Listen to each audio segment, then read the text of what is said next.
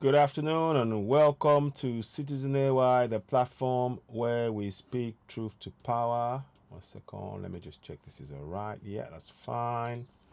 Good afternoon and welcome to Citizen AY, the platform where we speak truth to power. We are just going to go and do one or two things quickly to make sure we are on the right place. If you are watching us on YouTube, please subscribe. If you are watching us on Facebook, please go ahead and subscribe to Citizen AY on YouTube. Good afternoon. Good afternoon. And also send us stars. Please help us support us through stars as well. If you can give stars, there's a number of things that we want to touch on. So good afternoon and welcome to Citizen AY, the platform where we speak truth to power. Please go ahead and share this broadcast as you're coming in. We're going to talk about the issue that you see on the screen, but more of that later on. What I want to do above all right now is to greet each and every one of you and thank you for your coming over to actually, to listen to us. And don't forget to share the broadcast as you're coming in. Don't forget to share the broadcast. It's of immense importance. We urge you all to please reach out to many people. It's a Friday here, and we need to try and do a few things. We may be on here for longer than planned. We may be on here for much longer than planned, just because there's a lot of discussions that we want to have, and it's going to be something that is worth listening to. So please do join us on the live broadcast as we go live on the broadcast.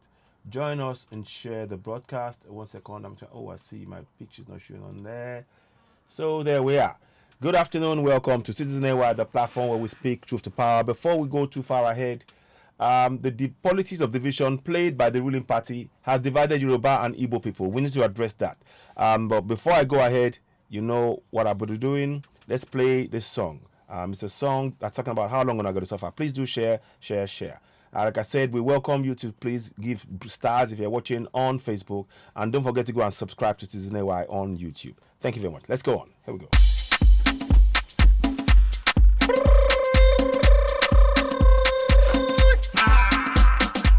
Citizen AY. My people, I throw it alone.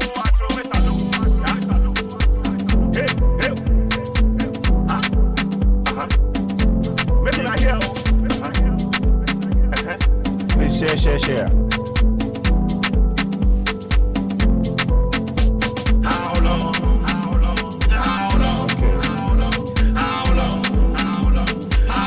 Gonna go this off? How long?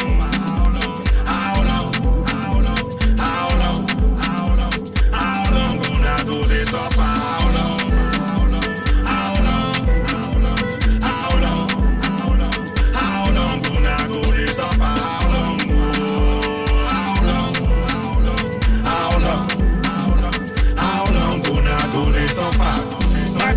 We don't tire inside Nigeria. That slave camp we dey home. That's so my people we don't tire for the country. Share Nigeria. Don't forget to Citizen AY backup channel on YouTube and subscribe. We are live on there right now. Stand up for our rights, oh. Stand up for our rights, oh.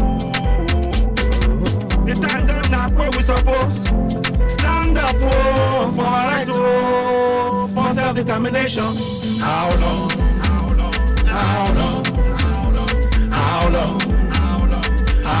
gonna go this suffer? How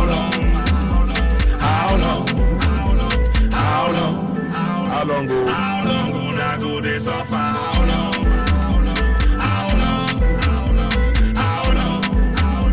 How long gonna go this suffer?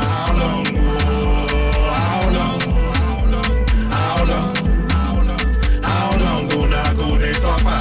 Abdul Salam na fake man. Now he put that constitution for your head, yo. Abdul Salam na fake man. Now military man can't tell you, now say you na get constitution. No be lie. Na lie, yo, na fake, na fraud. That constitution.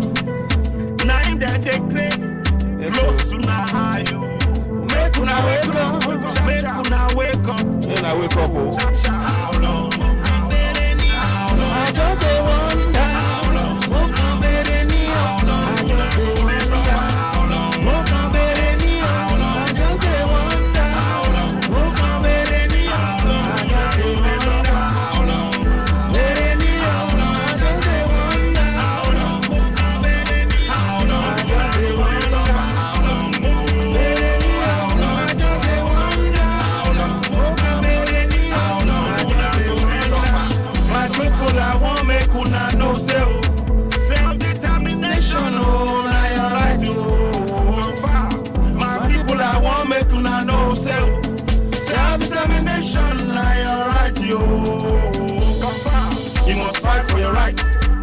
must stand for your right.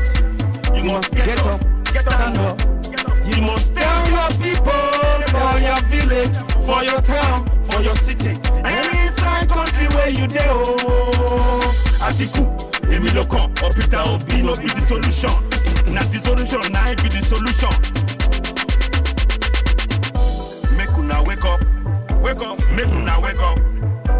Time done now. You be Yoruba man, you be Biafra. I want make una know say self-determination now your right you. How long? How long una go dey suffer? How long?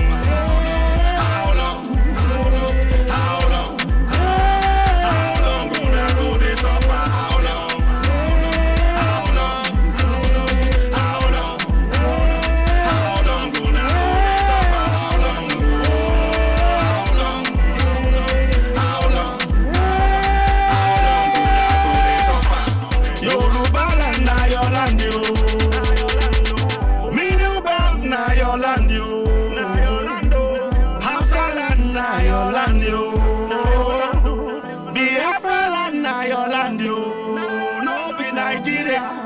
No be Nigeria, no be Nigeria, no be Nigeria. Ra, ra, ra, ra, oh. Good afternoon and welcome to Citizen AY, the platform where we speak truth to power. Thank you for listening to that track. As ever, you can download it, of course, on iTunes and on Spotify. It's a song that talks about what we're all going through right now. How long una go to suffer? You can download it on there. And of course, share this broadcast. Don't forget to go to Citizen AY backup channel on YouTube and subscribe there. Good afternoon and welcome. You're watching Citizen AY live on this Friday. The time is now 20 minutes, about approximately 20 minutes to 4 UK time. I might be on a broadcast later on with another sister platform as well later on. But what I wanted to do today was, it's been bugging me. I've been bothered about what has been going on the last few days, particularly the back and forth between the Yorubas and Igbos. And it is something that we need to address. First of all, myself personally, I think we need to really understand what has been done here. The words that I wrote, that I chose, and I used, are saying that the politics of division played by the ruling party has divided Yoruba and Igbo people. And that is what we really need to understand in this. They are playing a game, and we should not play into their hands. However much we may feel about, this one is blaming and blame. You see, they want us to blame each other and forget about the central issue, which is the fraudulent 1999 Constitution. I went on to say, what is needed is some calm heads to intervene and bring some sensible reasoning to the table. The struggle for self-determination via referendum remains. Yoruba will be led by Yoruba people. Lower Niger Congress or Biafra and the Middle Belt will be led by the indigenous people according to the will of the people. We must focus on the main issue, which is the fraudulent 1999 Constitution, as you see in the picture. That is what I wanted to bring the topic about today and talk about at length. Let me show you a person here. There's a broadcast that I wanted to play briefly, so it gives us an idea. Listen to our elder statesman here. Let's have a listen to what it has to say. 1999 Constitution is our greatest enemy. It is rotten egg, and we cannot benefit from it. I'm not a seer, but I can assure you that nothing good can come from the 1999 Constitution. Thank you. Well, so that was said on Arise News by, let me listen to him. On that note, I would like to thank you very much, Chief Robert Clark, Senior Advocate of Nigeria, lawyer and elder statesman. Thank you very much for joining us. So you can see that is a statement that I want us to really home in on. I don't think we are going to achieve anything if we are fighting each other. I can see both sides of the argument. I can see the reasoning of why a lot of Yoruba people and people who are, on the same side in terms of Yoruba nation are really on this and trying to say we need to protect our land and everything else and all of that stuff. And I can also see some of what the Biafrans are saying to a certain extent. The back and forth is not going to achieve anything. what we have to understand, if you look on the picture here, I've got something on there. It shows you the constitution, the various constitutions that we have had from 1914 right up until 1999. But this one goes on to 1960. And the 1960 one is very important. In fact, it's the 1959 one. Those of us who have any belief that somebody somewhere who may or may not be, people can come over and take over Yoruba land, and that will be it. It doesn't work like that. It doesn't. There are precedences that have been set already. What I want you all to understand is that the division of the Western, Eastern, and all of that, the regions, they are going to come into play. That is for definite. So please, those of us, I think we are giving ourselves the wrong information if we are saying that somebody is just going to come and take that land. And I have to state that the division, how they divided up that nation into southern region, eastern region, and then the north, and then and all of that, how they divided that up is still what is still going to come into play. So somebody cannot suddenly say no, that land, that Yoruba land is no longer Yoruba land, or any section of it. It will never happen. But it requires our participation. I can understand they have whipped up a lot of emotions. And incidentally, by the way, those of you that would have seen what we do on Oduduwa TV radio, I want you to just listen very closely to what I'm about to say. On Yoruba, on Oduduwa TV radio, what we do when we come live is to come and sing our Yoruba national anthem. We sing that as an idea to show the world that we are Yoruba people speaking Yoruba language. We delight in our Yoruba culture. We delight in the food, our way of life. We delight in that. Now the song, Iṣẹ́ wa fúnlẹ̀ wa, fúnlẹ̀ ibi wa, Kagbega, kagbega, kagbega fàyèrì.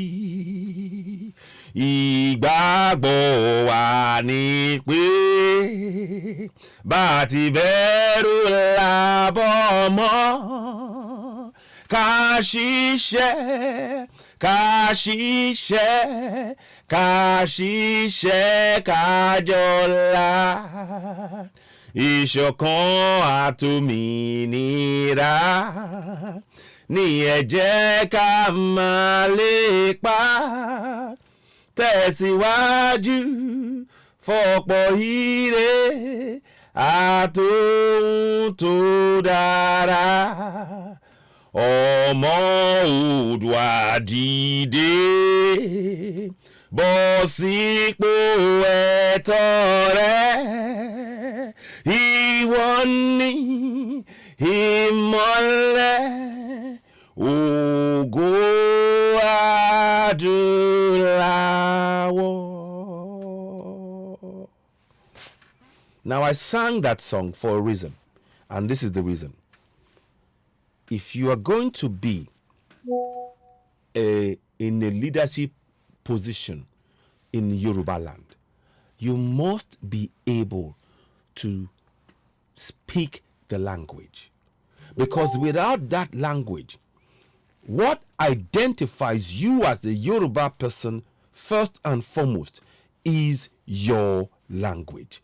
Let us be very, very clear about that.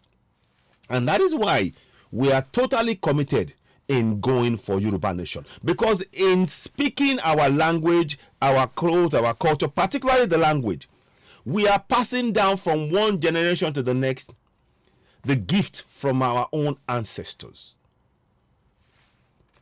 That is why I, for one, I am very, very clear that whatever is happening currently within contraction Nigeria is not going to remove us from our goal, which is for self-determination as Yoruba people.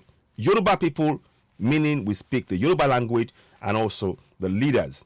The leaders are going to provide, they will lead by example, by singing the national anthem, by speaking in Yoruba language. Our language is going to be, our language of interaction with those around us is going to be Yoruba language. So any leadership that is coming forward, certainly in Yoruba land, they must be able to speak the language. It is not something that is being used to put people out, but it is something that would actually protect our culture, our way of life, our ancestral kingdoms. We are reminded by speaking our language. We are remembering who we are. We are connecting with our past. Don't forget, as a Yoruba man, in our veins we have our ancestors. They are coursing through our veins. We have connections in our blood that goes back to thousands of years, literally. So by speaking the language, we are waking them up. We are invoking them in our land. So please, I want to be very, very clear about this. In Yoruba land, the national anthem that I just sang and the language must be things that those who are in leadership, they must be able to do. Because they are not just speaking the language, they are not just singing a song. They are leading by example. Because they want our language to go on. Just imagine, in the UK Parliament, when they're going to talk in the Parliament, they only speak in English. They do not entertain nor accept any other language. They speak in English. Likewise, the Welsh in their Parliament, they speak in Welsh. The Scottish, they have a slightly dialect kind of Scottish way they speak. Northern Ireland, same thing. So what we are saying, I think we are missing the issue here. What we are saying here, as Yoruba people, whoever is going to lead us must be able to speak our language. Whoever is going to take positions of authority, such as governors, head of state, House of Assembly, House of Rep, in those areas, you must be able to speak the language of the people. And you must be able to relate to them. Because that language is the connection between you and the people. Because what you say in that language is what will show how you really understand what the people feel. If you come in and you do not speak the language, you do not understand the culture, you do not know the songs, you cannot relate to the people. So for me as a Yoruba man, that is a deal breaker. That is just how it is. So currently, now let's bring that down to the situation with what is going on about who's going to be, whether or not somebody's, whatever that situation is. I'm not going to mention names. Going to that situation, as it currently stands, we are in what is called Nigeria. Our stated aim remains to go for self-determination, and we need to go for that. That must be the goal. And that means whatever else is being done, whoever else is going, whatever is being put forward before us. This is why I encourage us as people that we begin to understand that fraudulent 1999 constitution. We must understand the fraudulent 1999 constitution. We need to take the key parts of that fraudulent 1999 constitution and begin to activate it in our own community. Because what has happened right now with the situation in Lagos now, because we the people have not been involved in our electoral, in our governance. By that I mean that the communities have not scrutinized the people that are being put before them. They've only accepted. We've only accepted, this person wants to run. That has led to a problem. Oh, somebody's calling me now. Let me just see. Okay. Hello, my brother. 1 second. Hello. Hello. Can you hear me?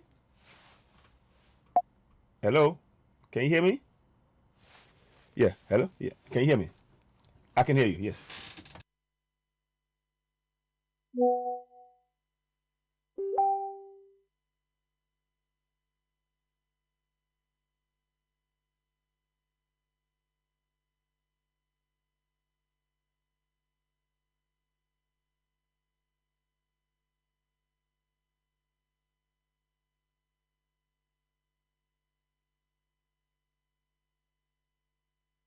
Ladies and gentlemen, by the way, this program is going to merge with the earlier program that I stated. So, and so you will see like a little change on the screen. I might move across to another platform so you'll see it, but it will still be aired on our platform. You will see it. You will see the broadcast still coming on Citizen AY and the platform where we speak truth to power. You will see the broadcast as we go along. I might sort of close the camera, but you'll see me on there with somebody else as well. So, but like I said, what I really want us to understand, I'm urging my Yoruba brothers and my Biafran brothers, we need to focus on the goal. The main goal is to bring down, to dismantle that 1999 constitution.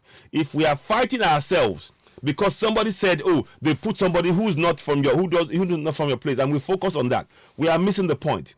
What we need to do, we are going for Yoruba nation, and we have to build the foundation for Yoruba nation. Whoever is going to be in Yoruba land has to be able to speak the language.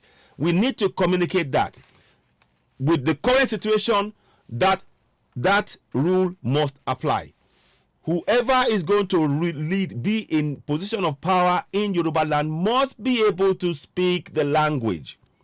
Likewise in Igbo land, whoever is going to be in position of power must be able to speak Igbo language. So we should not focus on what has happened in the past and try to use that, because those things that happened in the past were engineered to divide us. Let me show you something in between all of this. Sorry, let me just go here. Let me just quickly do this for the person here. Okay. So I'm going to put that in there. So there'll be a margin of programs. So I'll put that on there. So, okay. So now, what we need to really focus on as people, and I'm urging you all, is to never ever forget that the Constitution, the fraudulent 1999 Constitution that Ninas and many others have talked about, is the one that is causing us the biggest problem. And the government, we are playing into the hands of the federal government of Nigeria when we fight each other. When we talk bad about the Igbos and the Igbos talk bad about us, and we start talking about they've taken my land, and all of this stuff, we are dividing ourselves. Let me give you an example for those of us in Lagos. Apparently the refinery, the Dangote refinery, listen to the word, the Dangote refinery in Lagos. Keep in mind, that is money. Anything that's called Dangote, that is our public money that is being used to be called, to be used on our land to build things that we are excluded from. I know it for the fact that majority of the people who are working in the Dangote refinery, majority of them, they are from the north. And the people who are supposed to, the Lagosians, they don't have a foothold in that refinery. That is to say that they are probably like casual staff. They are not part of the system. So we need to be very clear. Whilst we are talking about the Igbos coming to take our land, the biggest land grabbers are those who are using the name Dangote Refinery, claiming the people, from what I've heard, the land, people who are from those areas, they moved them away. They were burial grounds. They just destroyed, they took the bodies away, disposed of it. They had no regard, no compensation. But we say nothing about that. So we have to be very, very clear of what is going on here. That is happening right before our eyes. But we've accepted that because of the conditioning. And instead, the very people that are supporting Dangote Refinery, without thinking, if that name, that there should be nothing like Dangote Refinery there. It should be Lagos, it should be a coal refinery. If you really want to go, and they keep telling you it's the money that's made by Dangote, carry on. You believe that if you want. That's fine. That's a different discussion, but I'm just telling you what is going on. That is ways in which they want to dip their so-called Quran into the sea. But hey, we'll come to that later on. The name of Tafawa Balewa Square, the name of Amadu Bello, and all of this stuff, the last street of before the Atlantic, and all of this, we say nothing about that. And this is interesting. As Yoruba people, we need to really wake up. We have to really wake up and understand that the game is being played by the Federal Republic of Nigeria, which is to divide the very people who are intent on exercising their right to self-determination as laid down under the UN Charter 3 for the human rights. We have the right to self-determination, and nobody shall deny us that right. So please, let us not fall into that trap. We need to really understand, if things came up to it, if it came to it, our nation, when Yoruba nation is created, we are going to be speaking Yoruba, and those who will lead us will have to speak Yoruba, no question. Likewise, those who are from Igbo land, they will be speaking Igbo or Biafra. They will be speaking their language. And those who are going to be appointed will have to be speaking the language that the people can understand. In contraption Nigeria, they wrote the constitution that you are seeing before you in English. They have refused to translate it into Yoruba for the Yoruba people, into Igbo language for the Igbo people. They have refused to do any of that. So let me greet everybody that's watching. James Friday, good afternoon to you, my brother. Shola John Bull, good afternoon. Ayomiku Daniju, thank you very much, my brother. I always enjoy our discussions, and of course, I will switch the phone lines on so we can talk a little bit. But I will be going into other discussions, joining other discussions with Yoruba, Biafra Global Network, I think, as well, whereby we're going to have a range of discussions in the next half an hour or so. But for now, what I want to do is really continue to expatiate on this idea so that we understand that a game is being played. We mustn't play the game of the very people who are trying to oppress and suppress us in our own land. We need to wake up and realize that if we foster division among ourselves, our people will be the ones who will ultimately pay the price. And we do not want that to happen. So I'm here to really encourage us to understand that a game is being played. A game is being played. Like I said, the Dangote refinery, people who are living in those areas, they were moved off that land without compensation being paid. The people who are working in the refinery, many of them are not Yoruba people from that area. So to have the idea, if anybody was going to bring something in, and Dangote is a name that should not be a name for the refinery. Don't forget, the oil that is going to be processed and everything is coming from Lagos. It's coming from Lagos, but we're not saying anything about that. So we really need to be, the game is being played here. A game is being played. I, for one, I am comfortable in saying that if you are going to have any post in Yoruba land, you must have a grasp of the language. You must have a clear understanding of the people. If you're speaking the language of the people, that means you are with the people. If you are having to communicate in a foreign language to the people you're supposed to serve, that is a problem. That doesn't mean I am saying that I'm against people coming into our land. But I'm talking about in terms of Yoruba land, we need Yoruba people speaking the language, singing the songs. That's the best communication. Likewise in Biafra. That is my standpoint. That is what I stand on. And that, for those of us who are going to go for Yoruba Nation, I want us to consider that in whatever elections that we're going to have now or in the present future, that has to be the criteria first and foremost. In the UK, they won't allow, if you are speaking French in the UK Parliament, and people, they will not understand you. If you are speaking French, if you're a Frenchman, you come in and you're speaking French in the UK Parliament, they will not understand you. That is exactly what you're doing if you bring somebody that cannot speak Yoruba language and they become the leaders of any position of any kind in Yoruba land. The people don't understand you. And the Constitution of Nigeria has still, to this date, not been translated to Yoruba or Igbo. And that is a major problem. And that is the point I would like to raise. Where I'm trying to do something here. I've put up a star thing that I would like you to help me. If you can donate stars to us, I put a target up.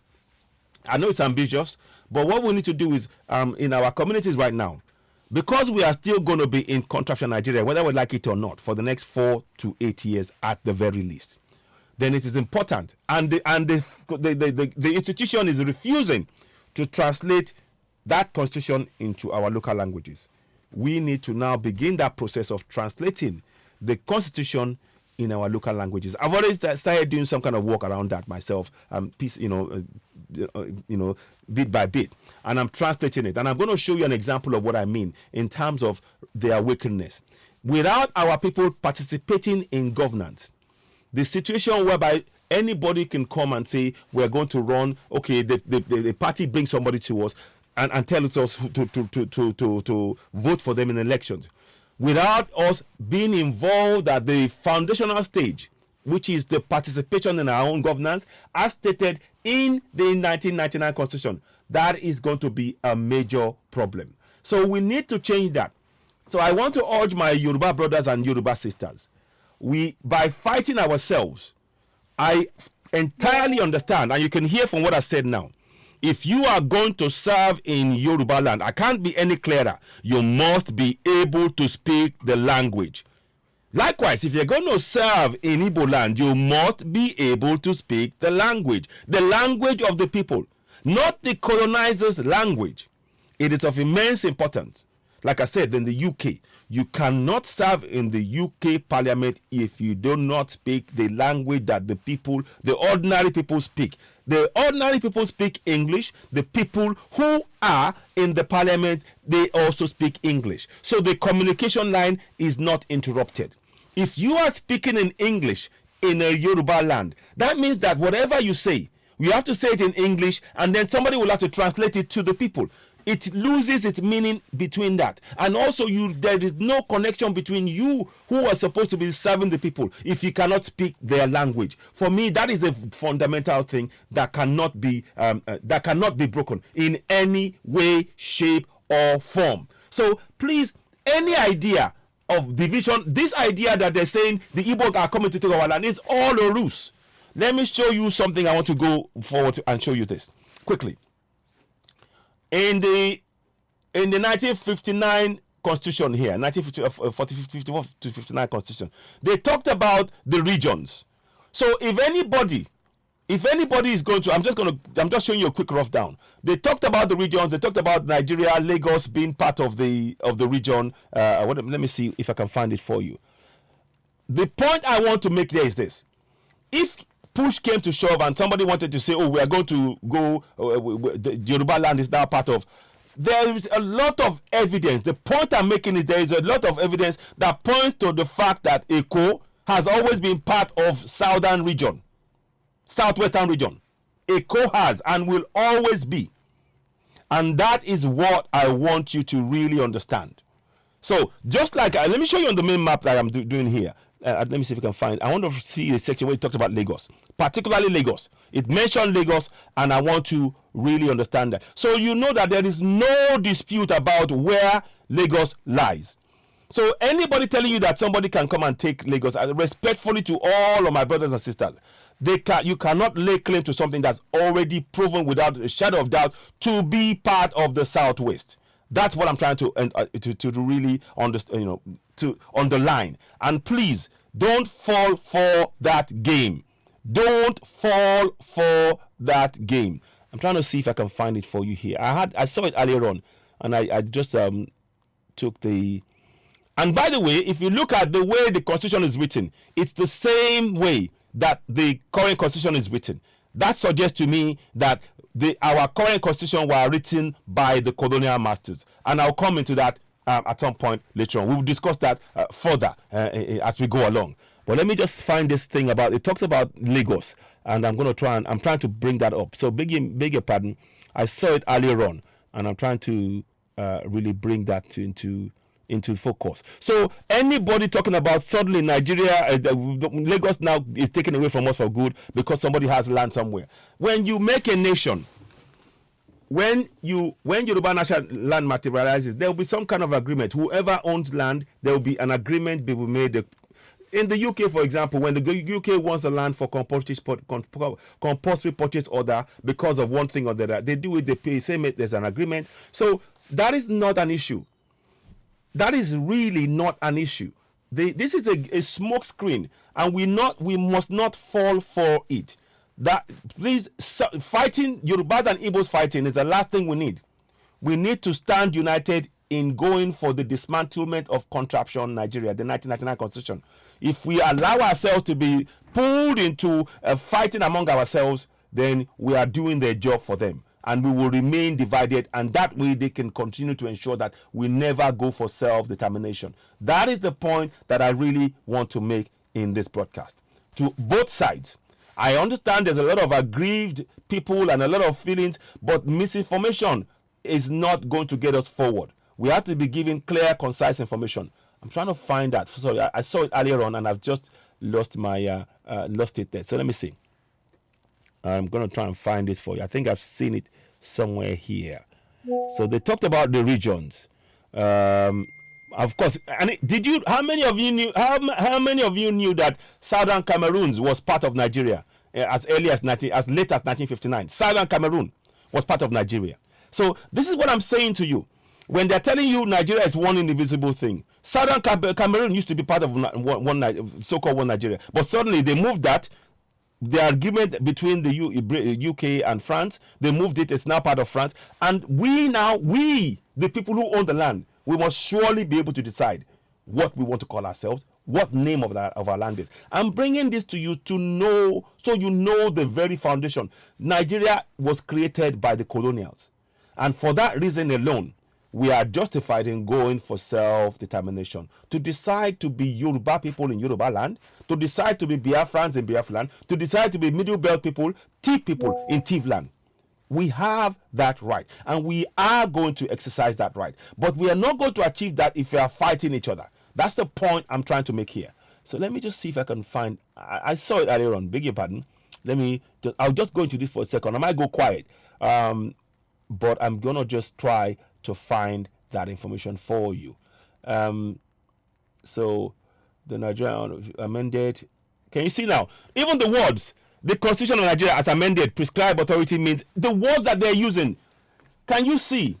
They're even using the words as Constitution Order 1954 as amended, prescribed authority means person appointed for the purpose of subsection 1. The words, there's no difference. So there is no way anybody can tell me that this was written by Ahmed Jadudu, whatever, Awal Jadudu. It's just a cover. This is evidence of the fact that that nation is a colonial construct. And we, the indigenous people, we have the inalienable right to go for self-determination and go our separate ways. So please don't forget that. I'm just going to run through. Let me find it one more time. If I don't, I will come up to it again. Okay, it says here. So the Federal Territory of Lagos. So Southern Cameroon and the Federal Territory of Lagos. So you can see that Lagos, Eko, which is Yoruba land, there is no dispute. It's Lagos is Eko, which is on Yoruba land. And that, for us, I haven't got the exact detail here, but I'm just showing you. It points to where Lagos is. The Aworis were the ones who named Eko. Lagos is actually a name that we should not take on. It should be Eko. We Yorubas should endeavor to be calling Eko its original name. Eko is Eko. Lagos simply means lagoon. We are not a lagoon. These are information that we need to really understand. So we have got to really be very clear about what is going on. The game that is being played here, they are playing a game of divide and rule. The more we play their game, the more we lose the momentum to take us towards self-determination as Yoruba people and as Biafrans. We need to work together. I recognize that there has been a lot of division, a lot of things that has been done, a lot of statements have been made by either side. But at this juncture, I want us to pause. Because we're beginning to turn the fire that we should be turning towards achieving self-determination. We're beginning to turn that fire towards ourselves. And that is destructive and counterproductive. It will take us away from achieving the self-determination that the Yorubas, Middle Belt, and Biafrans want to collectively achieve. Let me just show you that map again. See? So Lagos is in that territory. You see Yoruba land?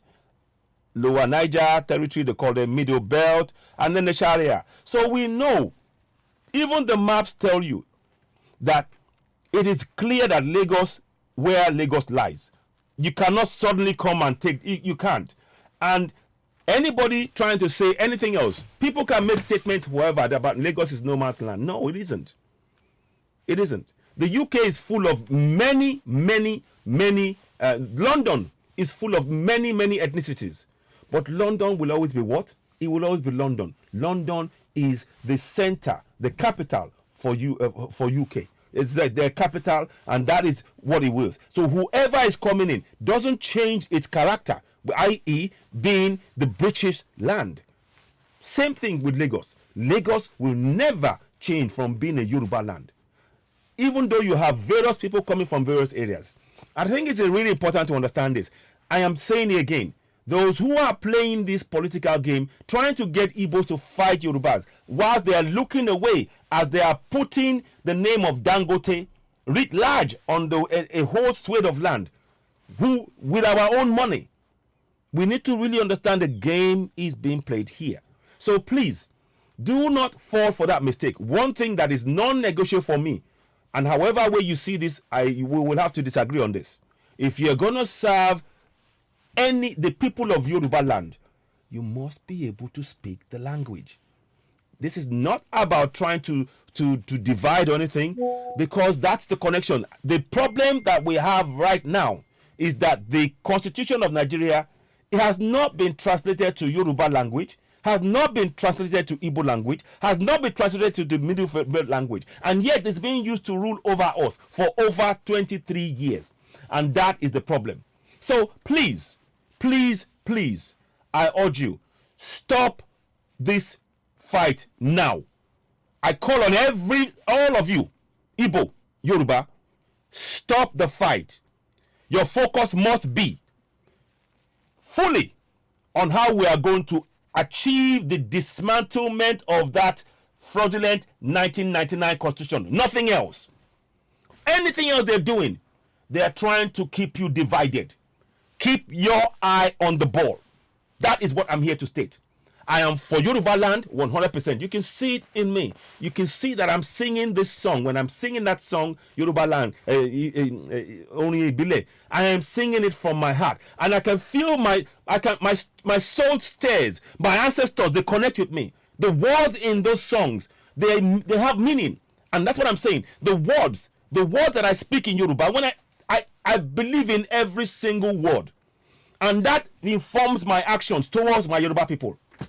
If somebody who cannot sing those words and understand those words and connect it to the people now becomes your leader, you can see there's a problem. Because they will not have the understanding and the need to be able to meet the needs of the people that they're supposed to be serving. So for me, this is not anything to do with trying to divide.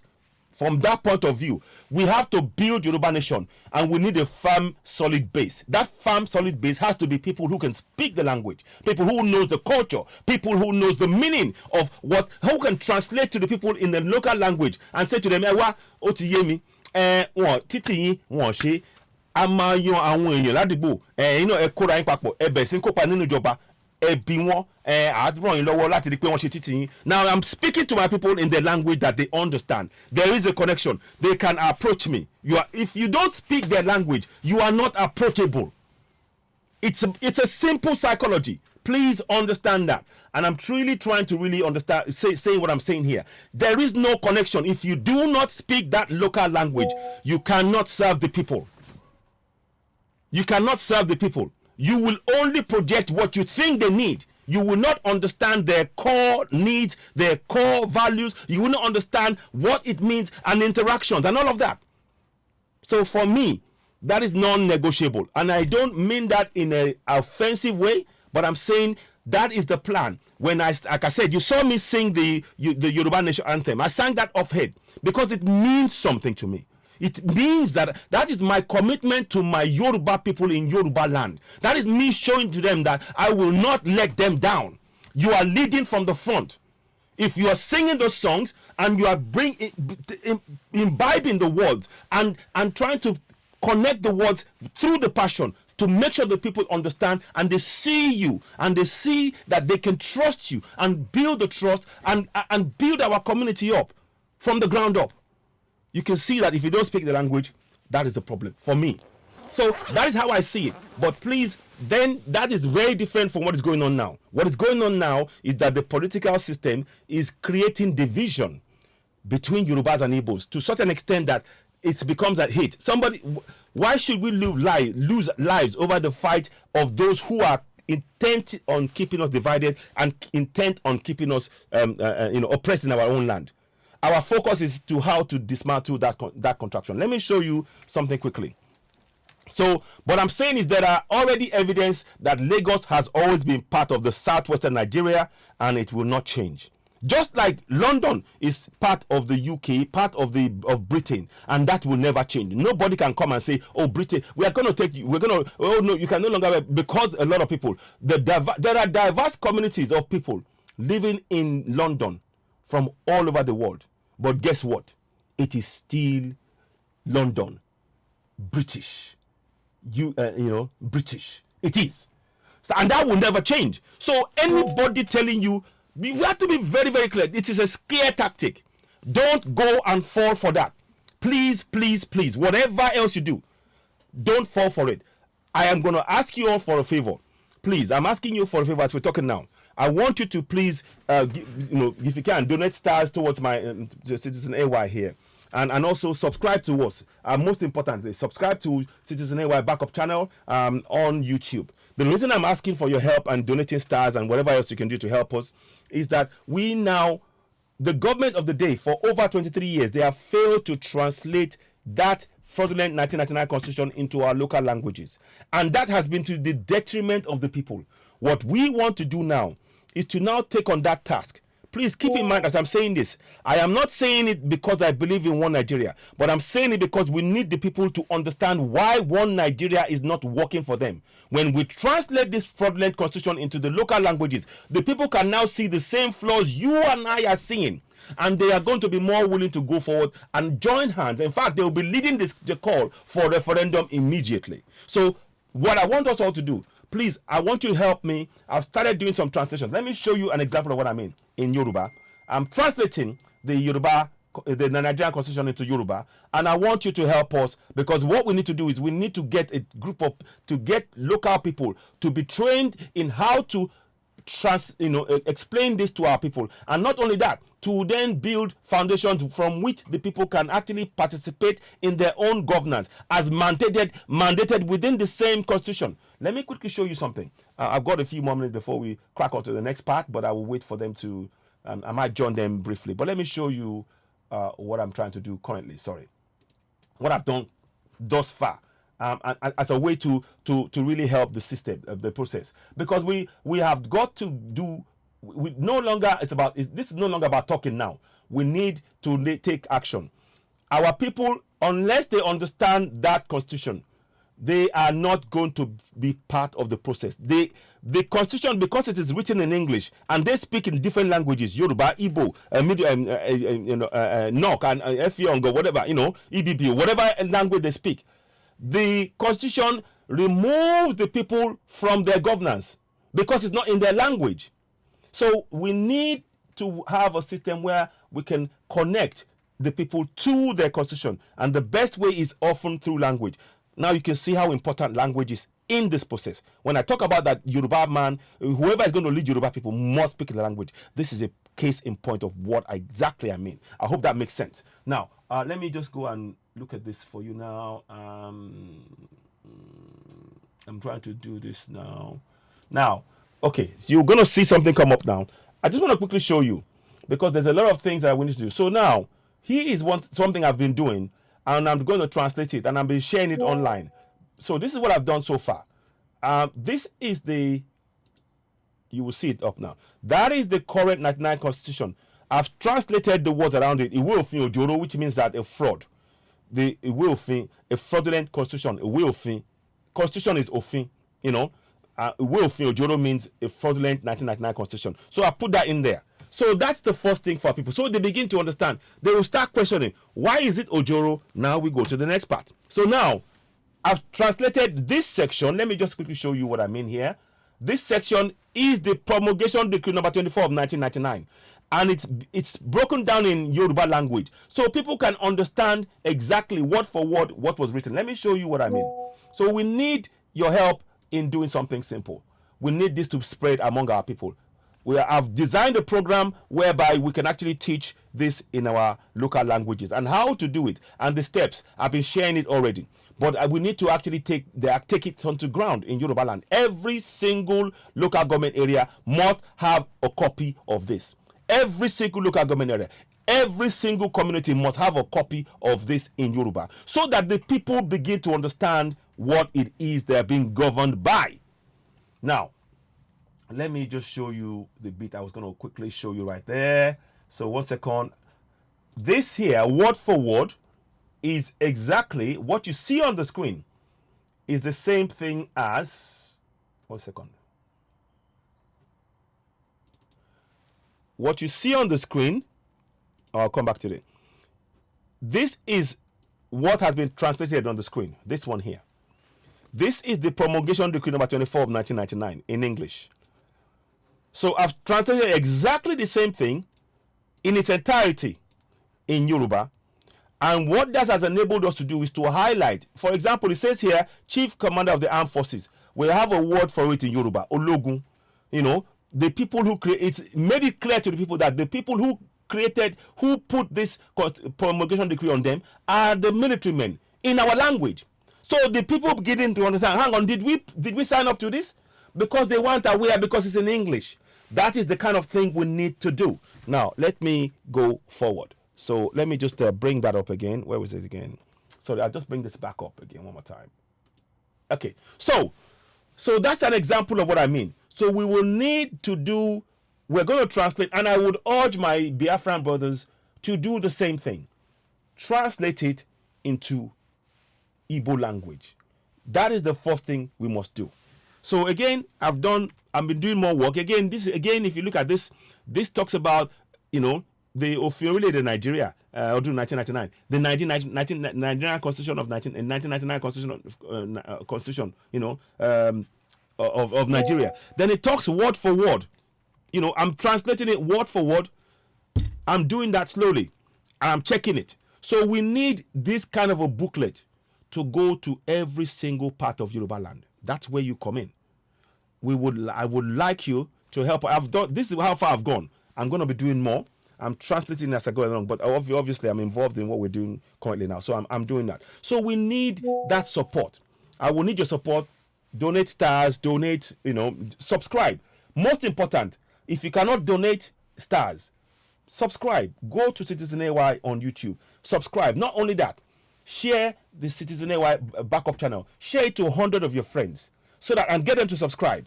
Because what that does is that we can now be able to get to a situation whereby we will be looking at, we will be able to interact with people within individual communities right in the entire Yoruba land, and begin to get them to train our people to read the Constitution of Nigeria. This is a huge task.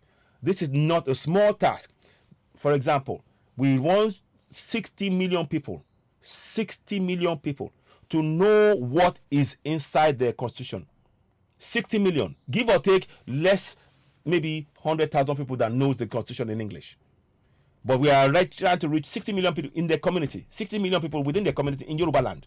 So we need your help in building this up. If you cannot give us stars, I understand, that's okay. Or if you don't wish to, if you want to give us stars, you can do so. But the best thing you can do, every one of you watching now, share this broadcast to 100 people. Yoruba land, Biafra, share it to them. Get them to subscribe to Citizen AY backup channel on YouTube.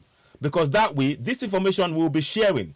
And also, I mean, I do this I share this on Oduduwa TV Radio, also in Yoruba. But I'm showing you what the task involves.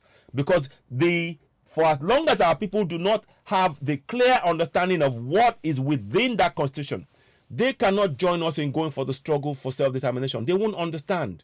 So part of the struggle for us is to explain the current fraudulent 1999 constitution to them so that they can see the flaws in it that we see. And they will join us in the struggle and push for referendum and self-determination. That is what we really want us to look at. So let me pull back away from there now. So now that's, I hope I hope that makes sense to you all, and please do share. I hope that is making some kind of sense, and I want to take time to greet everybody who's been watching. If I haven't mentioned your name, I greet you all. I really want us to really ensure that we are understanding what's going on. And please play your part. Oh yeah, it loses connection. Ogundekwe Ibrahim. So please, I urge you, share this broadcast to as many people as you can. Let me do one more thing before I go ahead, and maybe I might go and check the other broadcast and see if I can join him as well, because we're going to continue with this broadcast along the way. But please, as ever, as you're watching, subscribe to Citizen AY on YouTube. The link is on the broadcast. It's on there. Share it, subscribe. Please help us pin it down. I appreciate your support. Now, what was it I'm going to do? I wanted to do something else now. Yes, okay.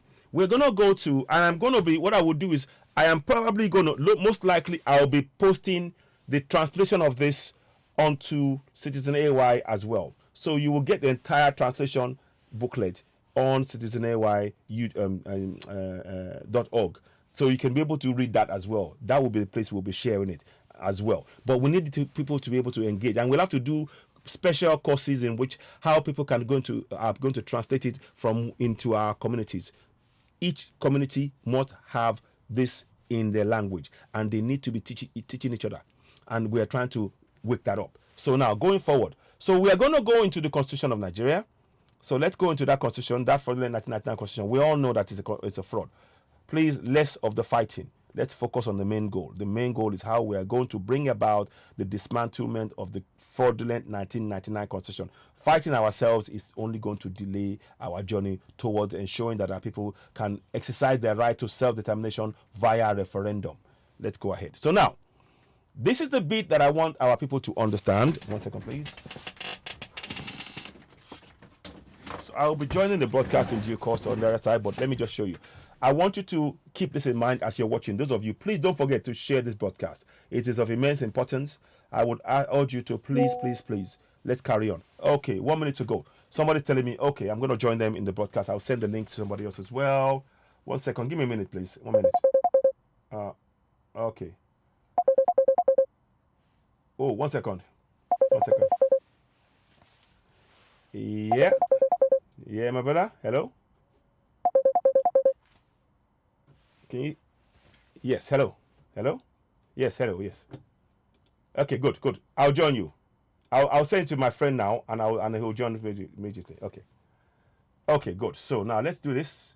So I'm going to be going live briefly, quickly. Let me take that away. 1 second. So I will come back and touch on this, but watch this broadcast because we're going to go live with Biafra live as well. You see us go live in there in a minute. Let me just quickly check something. So before I do that, I want to do something very quickly. I want to show you that constitution, the section that we need to understand. Okay, so now copy. Okay, now.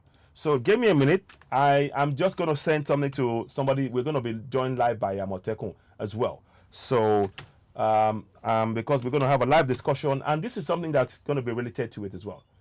Okay, so here we go. Just bear with me, please. Okay.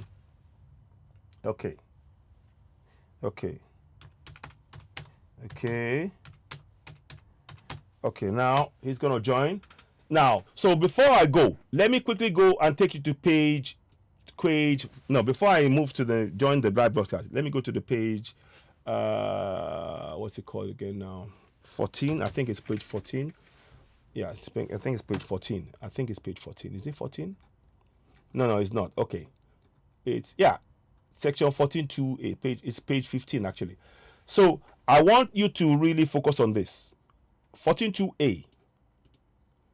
Then I will move into the other part of the discussion. 14.2a.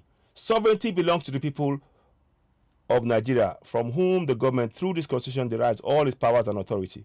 Now, I've translated that part in Yoruba, And I've told them it's about, I've translated in Yoruba, and I've been talking about it on my show a lot, so that people can understand that they have sovereignty. Each community has sovereignty. It's the collection of the sovereignty that they hand on to the government to do this in power to govern over us for a certain number of years. But we always, each community has those powers, and we can exercise it when we feel that things are not being done to improve our lives in our community. And that is where the participation, this bit of it, is important. The participation by the people in the governance shall be ensured in accordance with the provisions of this constitution. So that is something that I want us to really, really hold on to. We have the right to participate in our governance. In Yoruba, it means ikopa nínú ìjọba, and I've translated that in Yoruba. Ikopa nínú ìjọba. We need to train our people how to take part in their own governance. The governance right now, up to date, because they have not translated it to Yoruba, people have felt removed from the process of governance. But by putting it in Yoruba and translating it, the people will now know that they have the right to participate in their own governance, even in this fraudulent 1999 constitution. So I'll come back and explain that a little bit more. But I'll leave that on the screen for a minute. Let me see if I can do some work behind the scenes. Let me do this quickly. And I want to check something out first whilst this is going on. So let me go back here. So I'll keep that on the screen whilst I'm doing a little bit of a work here, a research work here quickly, and then I'll join the broadcast, and then we can carry on from there. So just bear with me whilst I, what's it called again? I'm going to join the broadcast with them. So bear with me, but please keep in mind, keep sharing this broadcast. You're going to see us come live. I know it's a bit more technical now, but I'm just trying to work on that as I speak to you. So hopefully it will make some sort of sense. But just give me a minute. We are trying very hard. So I've sent that to people. I'm going to try and 1 minute. I'm just trying to, let me first get in touch with somebody. Hang on.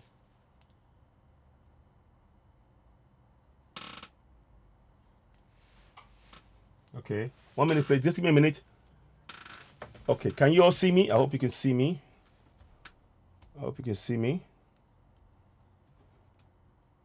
So I'm still here. Okay, I'm still here. Good. So let me just call somebody. I want to make sure that they are part of the thing and make sure they've got it, if they're able to join me. So 1 minute, please. Let me just call quickly, get them on board, and then we can carry on. So meanwhile, I'm doing all of that, trying to make sure.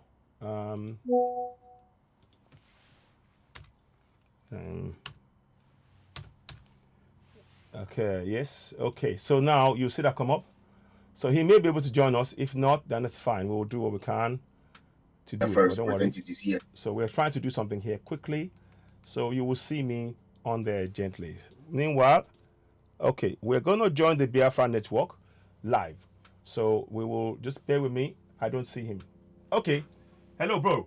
Yeah, can you join the link? I've sent you a link. If you join the link, we'll be going live. Okay, I've sent you the link. Okay, thanks. See you then. Bye. So that's it. So he's going to join the link. I'm going to join the link as well here and just try to build this up. So do bear with us. We're going to be joining others as when you'll hear the things going on. We're Our focus is freedom. And so we're working on that. So just give me a minute. We're going to get in there in a minute. Allow. So we're going to be there. You will see me. You will see me come on.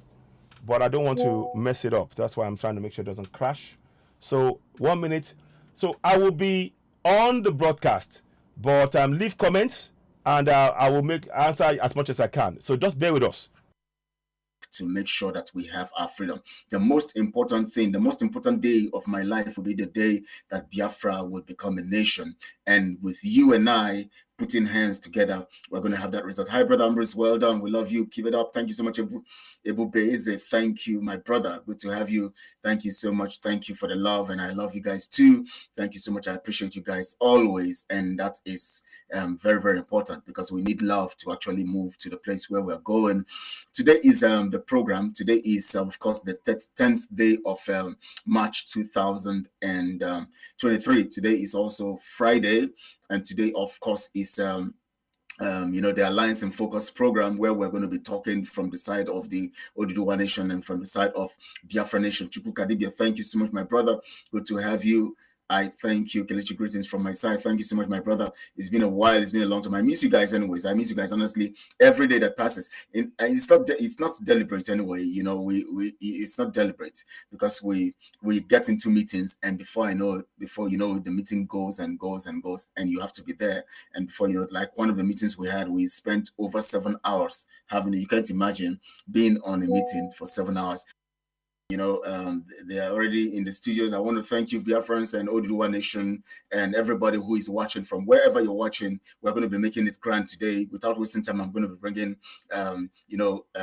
our guests on screen, and we're going to discuss critically and on this note, and we're going to have ourselves to think critically on what we need to do and how we're going to move forward. We know we have lots of challenges for the Oduduwa Nation. We have lots of challenges for the Biafra Nation, but the truth about it is that the reason why you are in a time of challenge is because you are fitted with the ability and everything that it takes to resolve and to solve the problem. So don't think that you find yourself in a situation it is coincidental. No, nature and God himself has built you and built you effectively so that you could actually deal with those situations. And I want to appreciate you guys. Without wasting time, I'm going to bring our guests. I want to thank Ebube here also.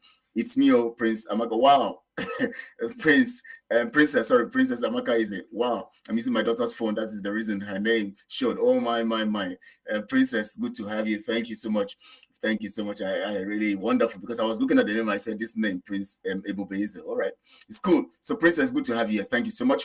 And we have, of course, our one and only dear citizen AY live here with us, and also we have Mrs. Mr. Amutakun. I said Mrs. Sorry.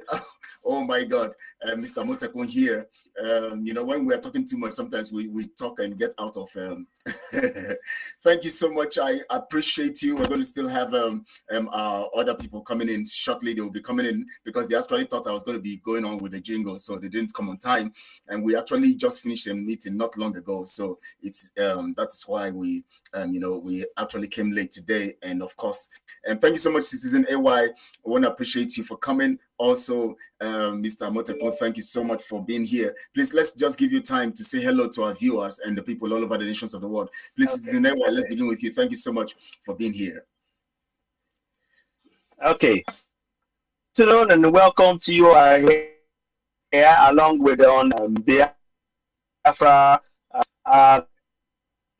It's a good to talk wow, Citizen about the break. We're having this break with you today. I wish it to be like last week, where there will be no break. Wow, it's clear, but it's just having that. Can you hear me? Yes, we can. Okay, one second. Let's try it again and see. I think try again. The break is still here. Yes, please. Thank you so much. Can you hear me? Okay. Okay, go on. Let's see if you continue, whether it will be sustained. We can hear you, but it's okay. Can you hear me? Hello. Yes. Hello. I think we can hear you, but it seems it distorts. There's a distortion somehow. No, we still have that problem. We still have that problem. I don't know if you can. I'll come out. All right, please. I'll come out. Yes, Mr. Motekun, we thank you for joining us. We appreciate you so much. Please, we want you to say hi to the viewers, and as people come in and join, and they can hear your voice and, of course, know who you are. Thank you so much for joining us. Please say hello to the people. Right. I want to start off by making sure that you guys are hearing. I've been called impromptu. So it's kind of difficult like that. So if you can hear me clearly, let me know. So at loud and clear, yes, loud and clear, loud and clear. I'm heard. Can you hear me clearly? Loud and clear, yes. And clearly. You can see my ugly face. Oh, this wonderful face we're seeing. As long as you can see it, whether wonderful or ugly, oh my, as long as you can see it, all is well. Oh my. Thank you so much. You have a lovely face. In fact, I would say it's a beautiful face, not even a handsome face. It's beautiful. Thank you so much. It's beautiful. I would say beautifully handsome face. Beautifully. Oh handsome. my. And on that note, let me give it to Prince. Let me just inform you that I'm married. Happily married as well. Oh my. I love people who are happily married. Oh my. If you know what I mean. If you know what I mean. Of course, happily. That word happily there, that adjective is very important. I can see my dear brother there. Also. I greet you, Prince Eze Eyanatu. Good afternoon. Ndewo. Thank you, my brother. Edabo, is that right? Ekabo. Ekabo. That's right. Thank you. Yes, thank you. Very good. That's exactly fantastic. Thank you. Ekabo. So, Citizen, let's allow you. You were trying to say some things to our people, so let's allow you now to go on. Biafra brothers and those my Yoruba brothers as well. For those of you watching here on this happy Friday, there is a lot of work for us all to do. I'm pleased that we do not fall for the lies of the federal government. They are trying to keep us the main inside this contraption. We need to work together, achieve our common aim. Please, I encourage you all. Ours now is about love, working together. Thank you very much. I greet you all. Thank you so much. We appreciate you. Love, working together and love. Well, Prince, please let's allow you also say hi to the people. I love to. Before, I'm sorry I came in without greeting my Olua, my God, the owner of the world, the creator of all things. Before we all came out from the womb with nothing. Everybody came out with nothing. So I just want to give all glory to God who had made today possible and had asked us to come on this hallowed platform to declare the truth to the people. So all glory be to God. And to my dear brothers here, I welcome you. And now reaching out to my fellow Biafrans and brothers and sisters in Oduduwa land, I salute you all. I thank you because you are here simply for one reason: to declare that you are a human being, to declare that God gifted you autonomy, to declare that it is the same right whoever else thinks that they own this world, whatever they are thinking, that you have the same God-given right to declare who you are by yourself, that you give your own children the name they bear, that you answer your own name and identify as well as describe your own self, that you're not to be described and defined by another human being, a fellow human being, because you yourself have no right to define them. You can't define another, because God gifted us all unique talent to contribute to the overall equation. Because you are in the truth, we are here in unison with your spirit to dish out the truth, the only truth, and nothing but the truth. I welcome you all, and I thank you. Thank you, sir. That's great. Thank you so much. We appreciate you for that introduction. And you said something critically, talking about name. You see, that is one of the problems that we have. Name. Of course, everything created is named, and that becomes critical. So let's look at our name as nations, and then let's look at a name forced on us called Nigeria.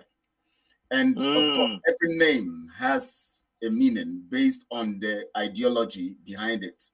Now, can we just talk about the ideology behind Nigeria? Because we want to dissect the corruption or the corrupt formula that actually makes up that name called Nigeria.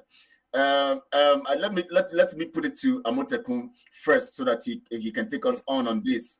What are the faculties of that name, Nigeria? Well, as far as I understand this, that name came from a particular female called Flora Shaw, who did not look at the spiritualism, the ethnicity, the nature, the culture of these people, and she came up with this name. and that name became very very unsecure, in the sense that anybody can translate it to whatever you want. It's like Niger area, Niger area, Negroid place, and all of that. Yeah. And unfortunately, it is not a name that dwells within the spiritualism of the Black person. It may actually, like, you know, whatever you affect people of different regions by that nomenclature very, very differently, but it doesn't define us in spiritualism or ethnicity. So it is a name that was it was named by a person who does not share our nature, but who wants to share our riches. Wow. So it is not a name that is organic. It is synthesized as the whole of the federation, what you call Nigeria, is a synthesis rather than an organic kind of coming together of people. And this is the affliction we've been suffering for such a long time, even beyond 1914. So one of our problems is we are not actually creating our own destiny. We've left this destiny for other people to dictate, create, and manage. Yeah. And unfortunately, at some point, we have to be able to define who we are, where we want to be, and manage. Yeah. Every man has the right to decide his own destiny, define who we are. Somebody has decided our destiny. Every man has the right since beyond 1914 who we are. Somebody will decide our destiny. Everyone has the right beyond gold you was money destiny. Everyone has the right and brought us apart. Gold, we became an experiment, a convenience for an outsider, and everybody forgot that we had our own Ilidumari, our own God, our own will, our own spiritualism. So that name in itself is a fabrication. It's a fabrication. It does not define us. So I don't know where we're going at the moment. I know where I want us to go. My ideology of where I want us to go is for everybody to find out where that demarcation of their own descriptive is. Who is the Igbo person? Who is the Yoruba person? Who is the Bini person? Who is the Hausa person? Are we working together? No. Let's find a way to work together, even though it is apart. So that name in itself is one of the foundations of our problem. Thank you. Wow, that was powerful. Thank you so much for that. And Prince, he said something critical. He said he gave a foundational base of the makeup of that name, Nigeria. And he said something critical. He said, not sharing in our nature, but forcefully sharing in our resources. Please, can you take it further on that name, Nigeria? If you remember, Kelechi, on this platform, we've gone through this issue of name and naming. What does it really mean? I've told you before that as far as we know, the autonomy God gifted to man is such that name belongs to man. Man gives name. And when it comes to naming, name carries something. And I thank God my brother Motekun actually highlighted an aspect of it. Name is what identifies your spirituality, your personality, your culture, your heritage. God gifted man that unique gift of naming, so that you name your own child. When you have children, it is for the parents, because name also carries with it love and affection. Okay? You it is only that loves you that can name you. A stranger, even to the extent that a stranger, an animal will refuse any name from stranger. Okay? An animal only takes a name from its owner. Parents name their children, and parents only accept names, even from grandparents, before they can agree to hand it over to their children. Okay? Now, in the same way, God created man and spread us across the globe for us to be in charge of naming any territory from which we came. Because it's important we understand what biological and biological lineage and biological lineage and ancestral heritage, what it means. Because if we don't understand these things, we will never know that when a stranger names you, especially by force, okay, it has poisoned you. Everything about you is ruined because they are now branding you a commodity, a product. Okay, you're no longer human. Okay, I've said this, and some people say, "Oh, well, but it's not only Nigeria they named." Well, what is the state of our world? It is the state of our world will tell you that it is not just Nigeria. A lot of places have been poisoned because people went and began to do things that are not meant for them to do. You must, for you to name a person, for you to name a place, you must have biological lineage and ancestral heritage. Otherwise, you have poisoned the place. Otherwise, you want to treat that place as commodity. You want to treat that place as a product. That means human beings there have been neutralized into commodities, into products, and that is vile. That is the height of evil. And there is nothing you can do that will bring you out from that cancerous arrangement, because it has become cancerous. When people understand what name and naming means, they will run from hearing the word Nigeria. They would detest it. Even the people that named it will be, in fact, they are supposed to be covered in shame. Because I can assure you, they will not allow you to name even a street in their area, let alone name them without their approval. Okay? The place is poisoned, and that's why I refer to Nigeria as a poisoned chalice. And when something is poisoned, don't ever think it will suddenly become consumable. It can only destroy. That's why Nigeria stands on its own when it comes to being the most demonically destroyed place that ruins human ingenuity. And it is only there to procure malfunction on a permanent, on a persistent, on a regular, and on a progressive basis. And you can see the progression that we have gotten to a place where we have now handed Nigeria over to a criminal that could not tell us his real name, that could not tell us how he made his money, that could not tell us where he attended all he claims to be his academic whatever.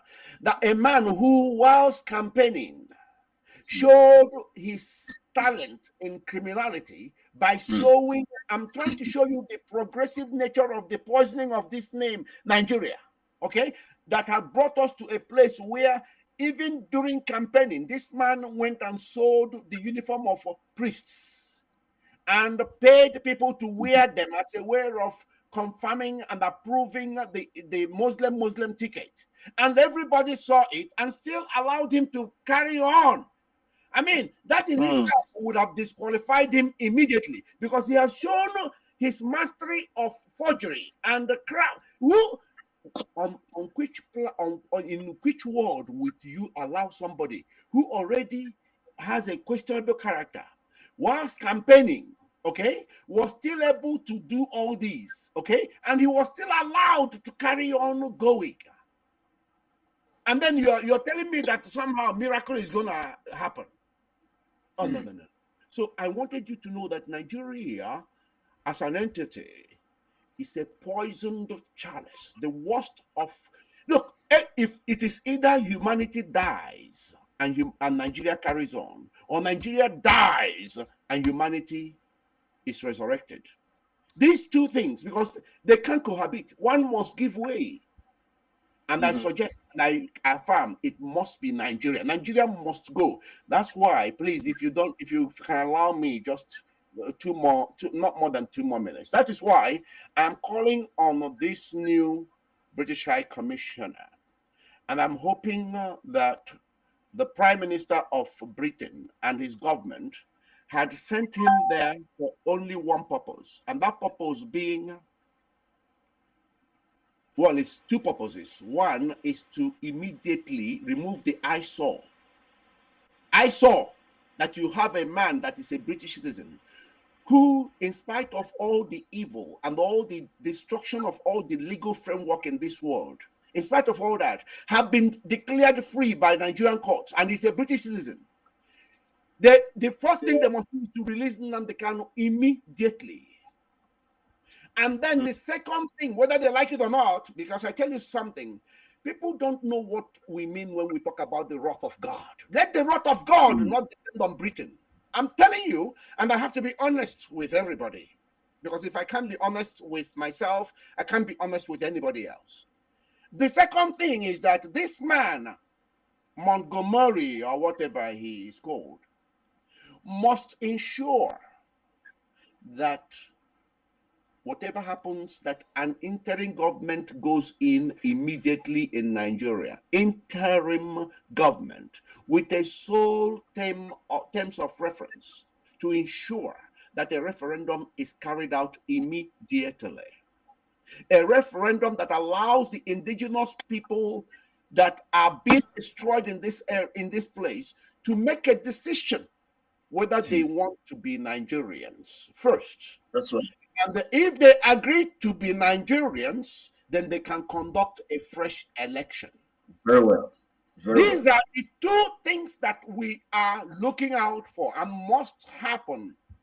Otherwise, the wrath of God will actually be on Britain. Britain will not know what already started. It is started. Britain really needs to wake up. And I'm calling on all British citizens because they need to know that they are stakeholders. They should not allow those in government that are being blinded by their government foreign policies to destroy the entire Britain.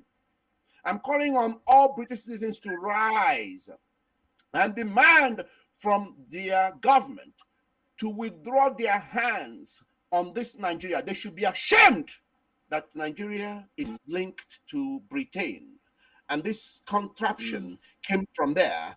They should actually be on their knees pleading for forgiveness, because it must happen. Otherwise, the wrath of God will be upon them. It has already started. They need to see it, and they need to actually immediately begin the process of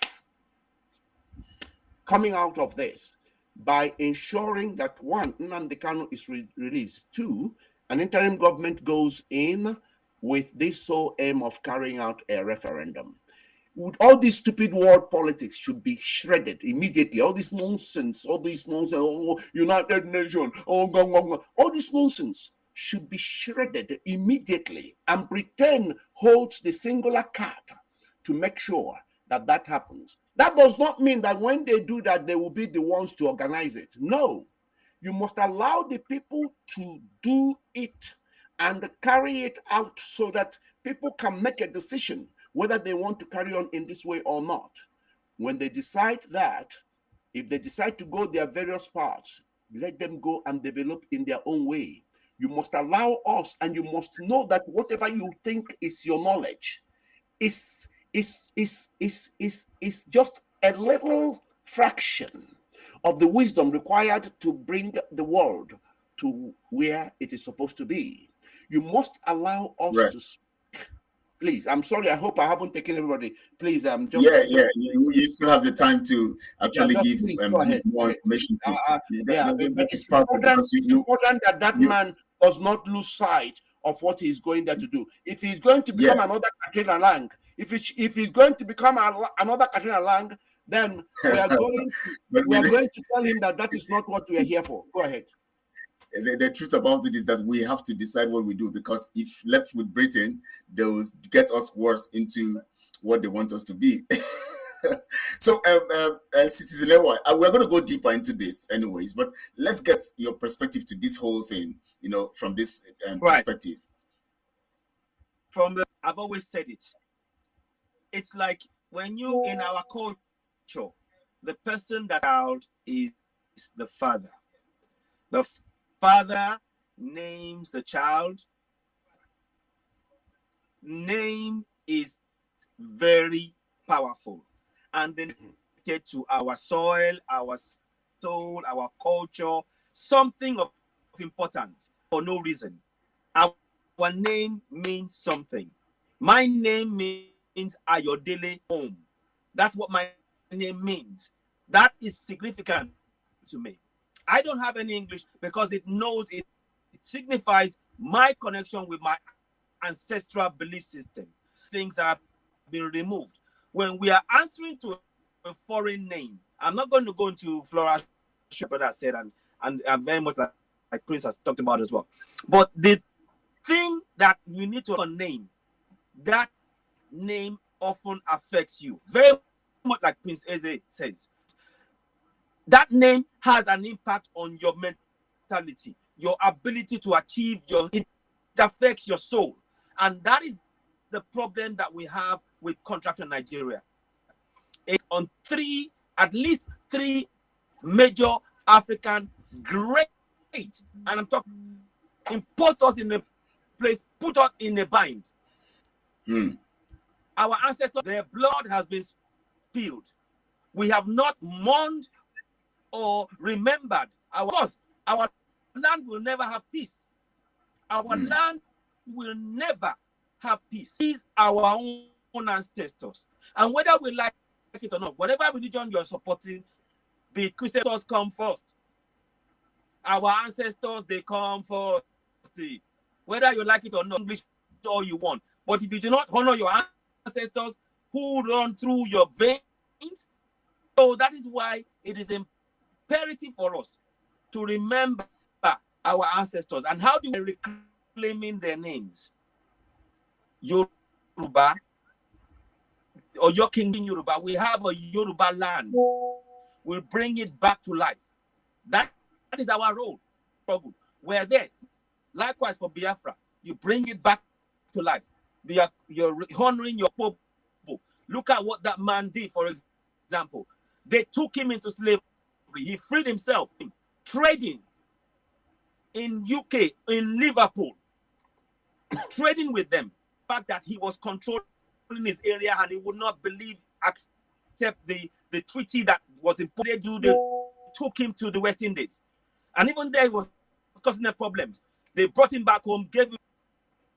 That is something that we need to know. We as the people, we need to know. We have to, our name is important. I will not rest. For me, Yoruba land by Yoruba people. And the other thing that I want to bring into this subject, when it comes to Britain, every year at the Royal House of Prayer, Central London, there's the Dome. They sing a song every year. And that song goes like this. Britannia, Britannia, through the waves, we shall never, never, never, never rule. Britannia, Britannia, rule the waves, we shall never, never, never, never, every year. And it is religious. This is a ritual. They are reminded will never, ever be slaves. Well, when we say we are Nigerians, remembering Nigerian when it was created, we ourselves to remain in enslavement. That is what we are doing. That is what we are literally selling the blood of our ancestors and ourselves and our coming generation under a name that our ancestors didn't create. We need to really understand that. Let me stop there for now. Wow, thank you so much for that submission. Let me take it deeper now, because we're trying to bring out how corruption became, the order or the definition of that name Nigeria, in the sense of which we have seen recently, the things, the actions and everything that have happened now in that contraption. Now, when we look at the names, we discover that there's always an activity before the naming. When God created, humans or whatever, and all creation, he actually carried out an action and then named, which means that everything that is named has a definition or an input of a system or a force or a person who designs the purpose of that thing and gives it the name that it wants it to bear. For instance, if we want to produce a car, for instance, the manufacturer gives the definition of what should make that car and how unique it should look like. The design, the engine, the everything. And after bringing everything together, he now gives the name to that car to give a meaning to what he has designed. So, which means that before Yoruba land or Biafra land was created, the ancestors actually had a defined, formation, that actually constituted the reason for that nation. And so when Britain came, before they now decided to name it Nigeria, they also now redesigned and made a mixture, which is the corrupt ingredients they put together. Now, after doing that, they now named it Nigeria. Now, let's dig deep into how Britain corrupted the original of these nations, because these nations had an original from the ancestors. And now Britain comes to poison or redesign or remix the ingredients or bring some other strange ingredients into it and made a corrupt, design and formed it and then named it Nigeria.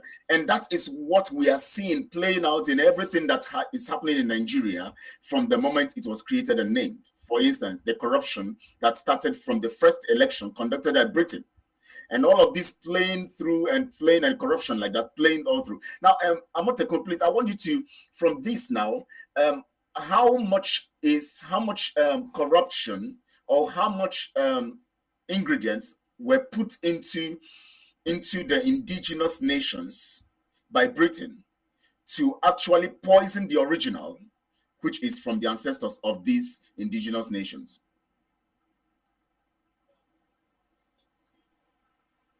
Hi.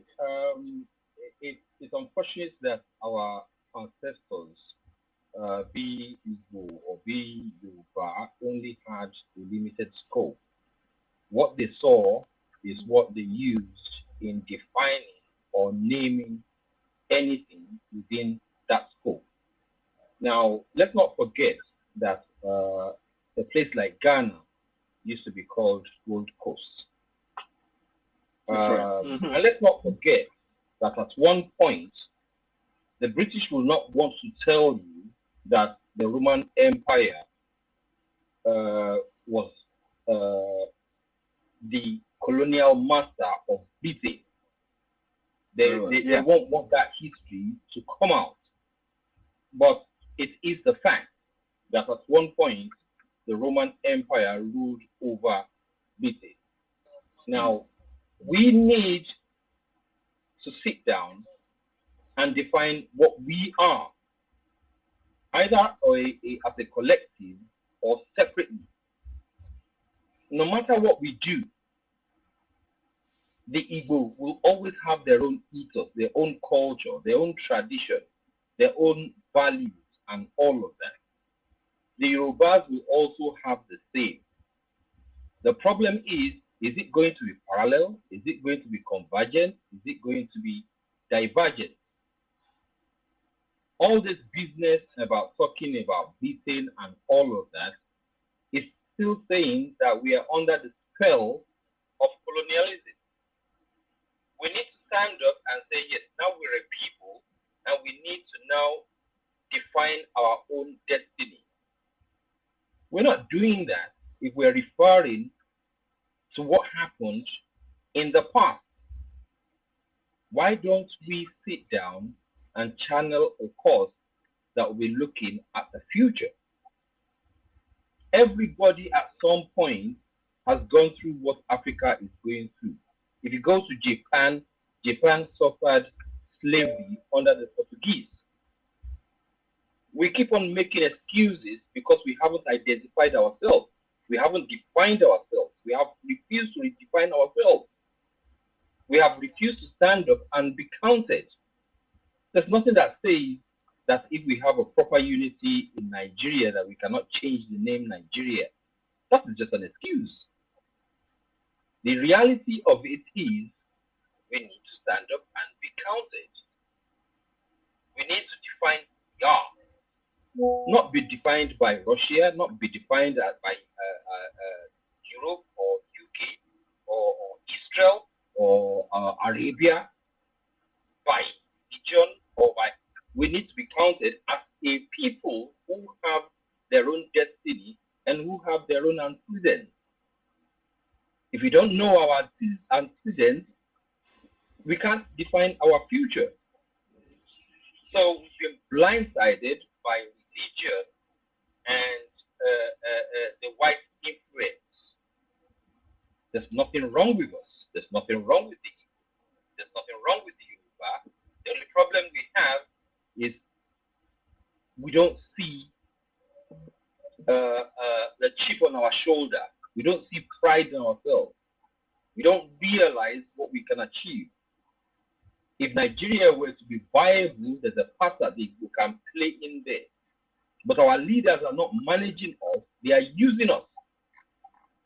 And while they're using us, we can't define ourselves. We can't have a future. The point remains that we need to sit down and say to ourselves, okay, this is what we want to achieve and this is where we're going. We cannot do it together. No matter what anybody says, from here to kingdom come, the Biafran has to say that we are Biafran and this is where we're going. And we're prepared to have some sort of relationship with the Yorubas, with the Hausas, but we have to have our autonomy. The same thing with the Yorubas. So all this business about us succumbing to the whim of what the colonialists did, begging the UN to come and decide our destiny, begging British to come and decide our destiny, it's all futile. We need to sit down and say, okay, this is what we want for our people. We need to move on from this subjectiveness. We are being subjective, as simple as that. And we need to find a way to stride into the global community. The global community will accept us if we accept ourselves.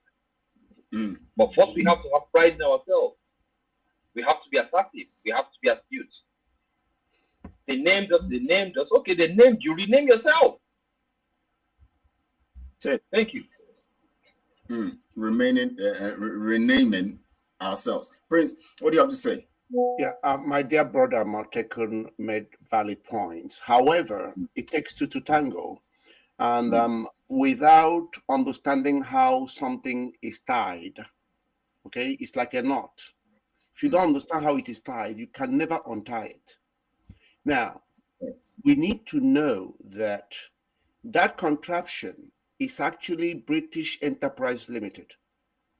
And that everybody there, especially those that are chosen to lead you, before you are chosen to be in a leadership position, you are an employee of Britain, an employee of Fulani, then of Britain. And you have been conditioned to act in a certain way. Okay? Now, this is what everybody, first of all, must understand. Otherwise, We cannot now take the bull by its horn in order to do the needful.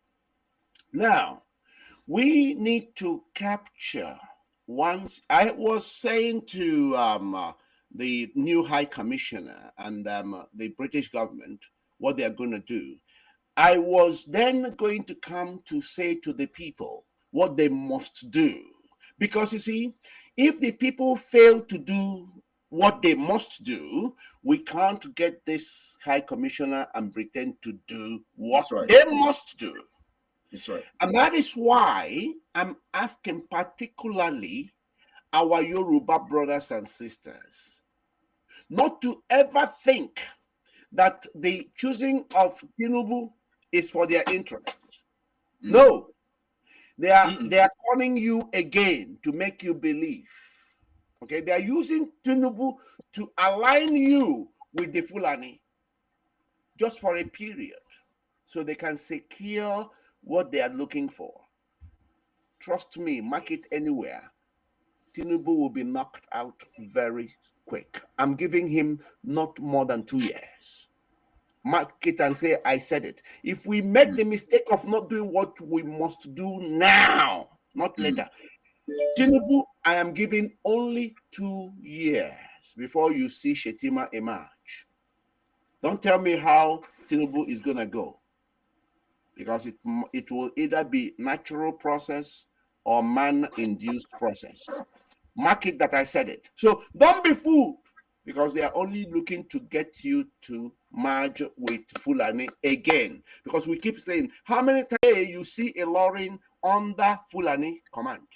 And they have made their intentions well known. It's no longer secret that they believe Nigeria belongs to them. And they are grabbing Nigeria for the sake of Britain. So they can it's about catch and share. Now, what I'm asking sorry? Are you giving me information?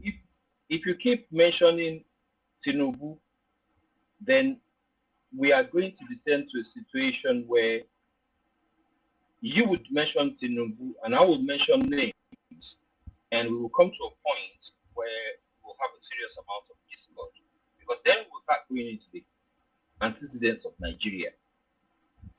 Tinubu is a man I don't like because of the multitude of Yoruba people, whether you want to think in the context of 200 million or 60 million. But Tinubu did not create the foundation that we've descended into. So let's find a way to talk about how we're going to solve problems. That's what I'm coming to now. So much concentrate on Tinubu. You keep on mentioning Tinubu and Tinubu. Tinubu is a Yoruba man, I'm a Yoruba man. And if we want to start talking that kind of direction, then we'll start talking about Insegu. Then we'll start talking about the coup of 1966 and all of that, how it was an Igbo coup and all of that. We're here to talk about how we're going to move forward. But I'm not so happy about concentrating on Tinubu as though he is the singular problem of Nigeria. Let's be. Okay, I've heard you. So let's please. Yeah. I've heard you. I was welcoming your information. Now, can I, for clarity's sake, can I say to you that I opposed Obi, and even if Obi had won this, I'll be saying exactly what I have just said, because we need to wrestle this down. Otherwise, this game of my tribe man, this is exactly what they want us to do, and we keep doing it. And the solution you were proffering, we can't get there if we can't get to the solution you're proffering if we are going to go into this. Now, this is what I'm suggesting. And I'm calling on all those who were obedient. Okay? If they said they won this election, that means they have more numbers of people to do the needful. The obedience must no longer wait for any court process for them to do what they believe they should do now. Because we must force the hand of the world to give us an interim government. We need that interim government now. Otherwise, we'll keep playing this game of, oh, well, it is because Fulani man is president-elect. Or it's because Igbo man is president-elect. That's why we were campaigning against this election. Because we knew that if they pushed anybody into that president-elect, people now will go into their tribal cocoons. That's why we were kicking against this election, because we know what it means. We know it is renewal of your slavery certificate. You see, now we are now talking tribal. You see, this my gentleman Amatekun does not actually understand that I am an ardent opposition to Peter Obi, even him coming out, let alone campaigning. We have grown beyond those tribal sentiments, and that is what is required if you're going to get solution. He was here telling us that we should look away from Britain and whatever, and that we should do whatever we should do in-house. And I'm trying to tell him how we're going to do it, and he has gone into the tribal line immediately. That is the problem we have, because the game of changing this contraption must start with us. And we must be clear about how we're going to do it. How we are going to do it now, as far as I'm concerned, is that whatever plan the obedience believe they had, because we were telling them and they were not listening. We were telling them Nigeria is going to happen to you lot. They were not listening. Now Nigeria has happened to them. And I know that in Nigerian psyche, a Nigerian is lacking in intellectualism because a Nigerian lives in hope. A Nigerian believes that God will do everything for him or her. They have gone now from the hope of Obi winning. Obi hasn't won. Now they're hoping that they first of all hope that INEC will correct their mistake. INEC hasn't corrected it. Now they're hoping that Supreme Court the court will rectify it. When the court failed to rectify it, by then Tinubu have been confirmed. They have become powerful. Yeah. When they get there and find that the courts have still gone for Tinubu, they will say, okay, they will even use the men of God to convince them, don't do anything, don't worry. In 4 years, we will vote him out. They forget that they have just been through a voting process. They forget that they have been voting all this while. This is the mindset of Nigerians. That's why I tell you, when you hear that Nigeria is a land of the happy and the smiling, I work in mental health sector. I know when a psychotic patient is smiling and is being happy. I know it's driven by what we call either external or internal stimuli. Okay, they are happy and smiling on psychosis, nothing else. So I am calling on all the obedience and all those who told us that Obi won the election to enact whatever they plan to do. Don't defy it anymore, because Tinubu is still president-elect. If you allow him to be sworn in, forget it. All these things you're waiting for court, you're wasting your time. Do that which you need to do that can bring about interim government in Nigeria to conduct a referendum. We must free ourselves from this bondage. Not UN, I agree with Amotokun, not UN, not Britain, not anybody will do it for us. It is now or never, because this inherent infused ideology of my tribe, that's exactly what made that contraption the most poisonous thing on earth. That is it. And we need to destroy it here and now, not tomorrow. Not even the next second. We should have done it yesterday. I thank you. Well, it's clear here now, because we see evidently that the corrupt formula is the use of tribal and religious sentiments to actually divide us. And that is basic here. And that is what we are seeing play. You know, in everything we do, we discover that we'll always want to go somehow tribal, because naturally we are tribal. We are tribal. So when you bring us together, and there's something very critical that we need to catch, we first look at our tribe, catching it first before any other. And that brings the confusion. And that's why Britain they know what they have done, that they need to put us in this confusion so that they can keep us in this jumbling over tribe and jumbling over this, and they keep taking what belongs to us. Citizen AY, what do you have to say about this? Well, pretty much my line is this. I'm in agreement with both Amoteku and Prince. For us, the central issue is that we must organize ourselves, awareness within our community, that the only option for us is our long governance, because the longer they leave this of Tinubu as the president, yes, very much like Prince Ezra said, it doesn't matter for me. I've said it before the elections. I said whether you choose Tinubu, Obi, whether you choose Atiku, the fundamental issue remains that constitution. And I am going to even go further and say that constitution was not written by the colonial. I am very, very sure about that. Yeah. What they've done is put a of us to make your, they say no, the word, see the same words repeating itself in the previous constitutions written by Britain. So let's be very, very clever, clandestine move. We need to extricate ourselves from this contraption.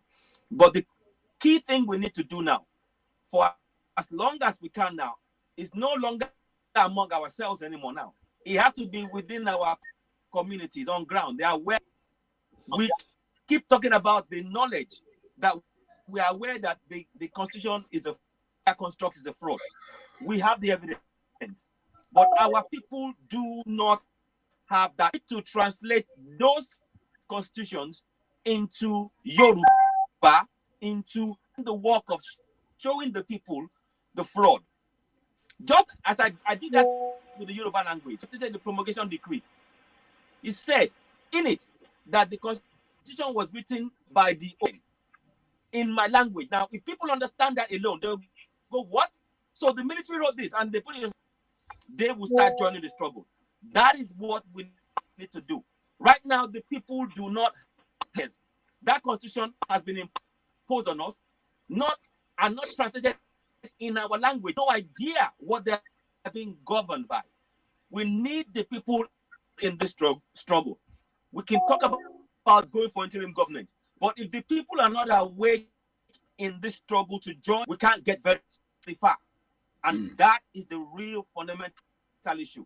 We need the people in this struggle.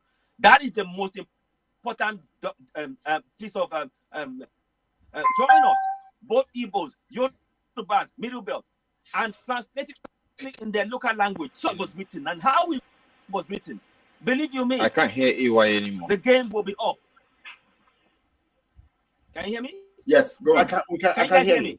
I can hear you. I can hear you. Okay. Very well. So for me, I would like us to do the interim. I'd like to go for interim, but we haven't got the support from the people.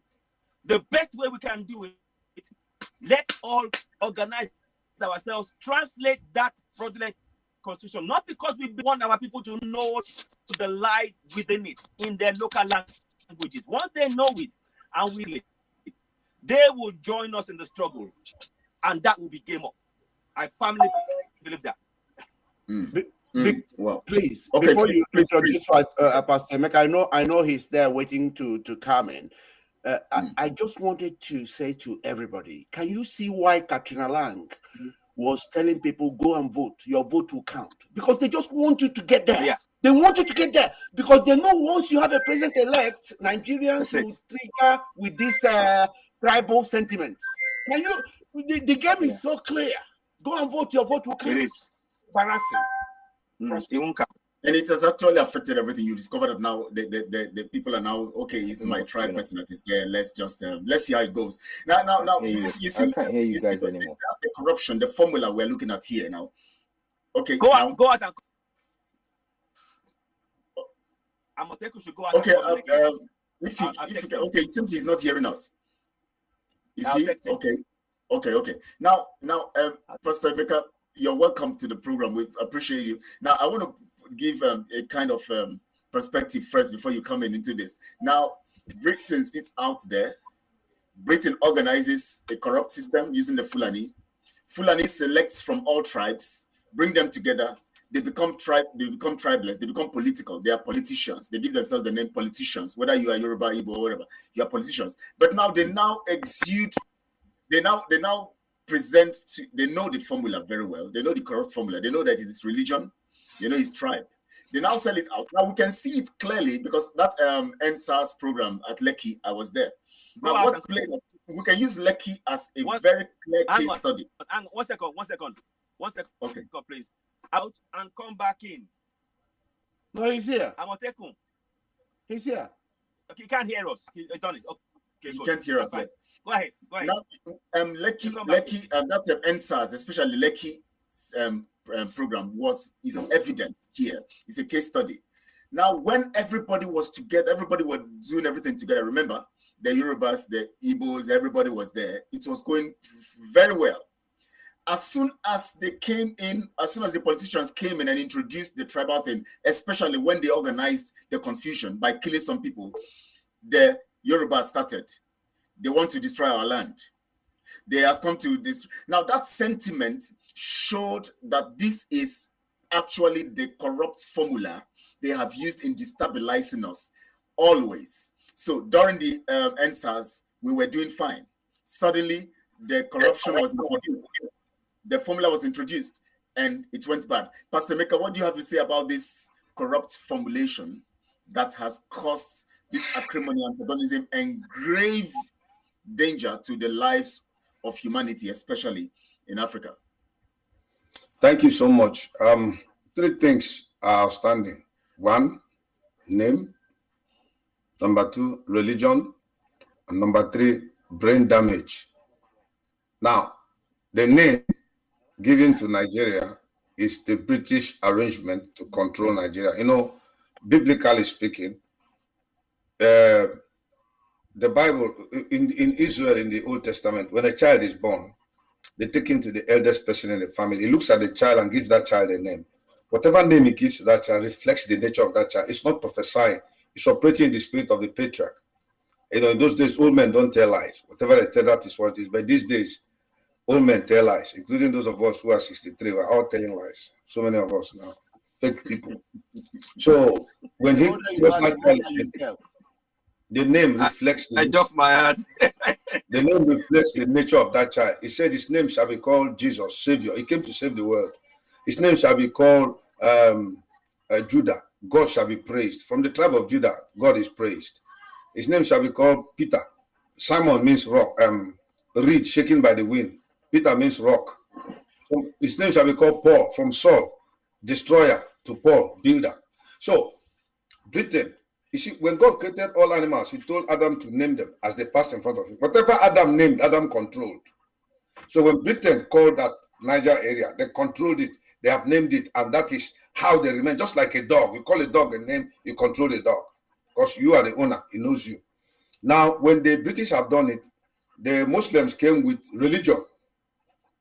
Because it's the opium of the people. And they used it to subdue those that they conquered.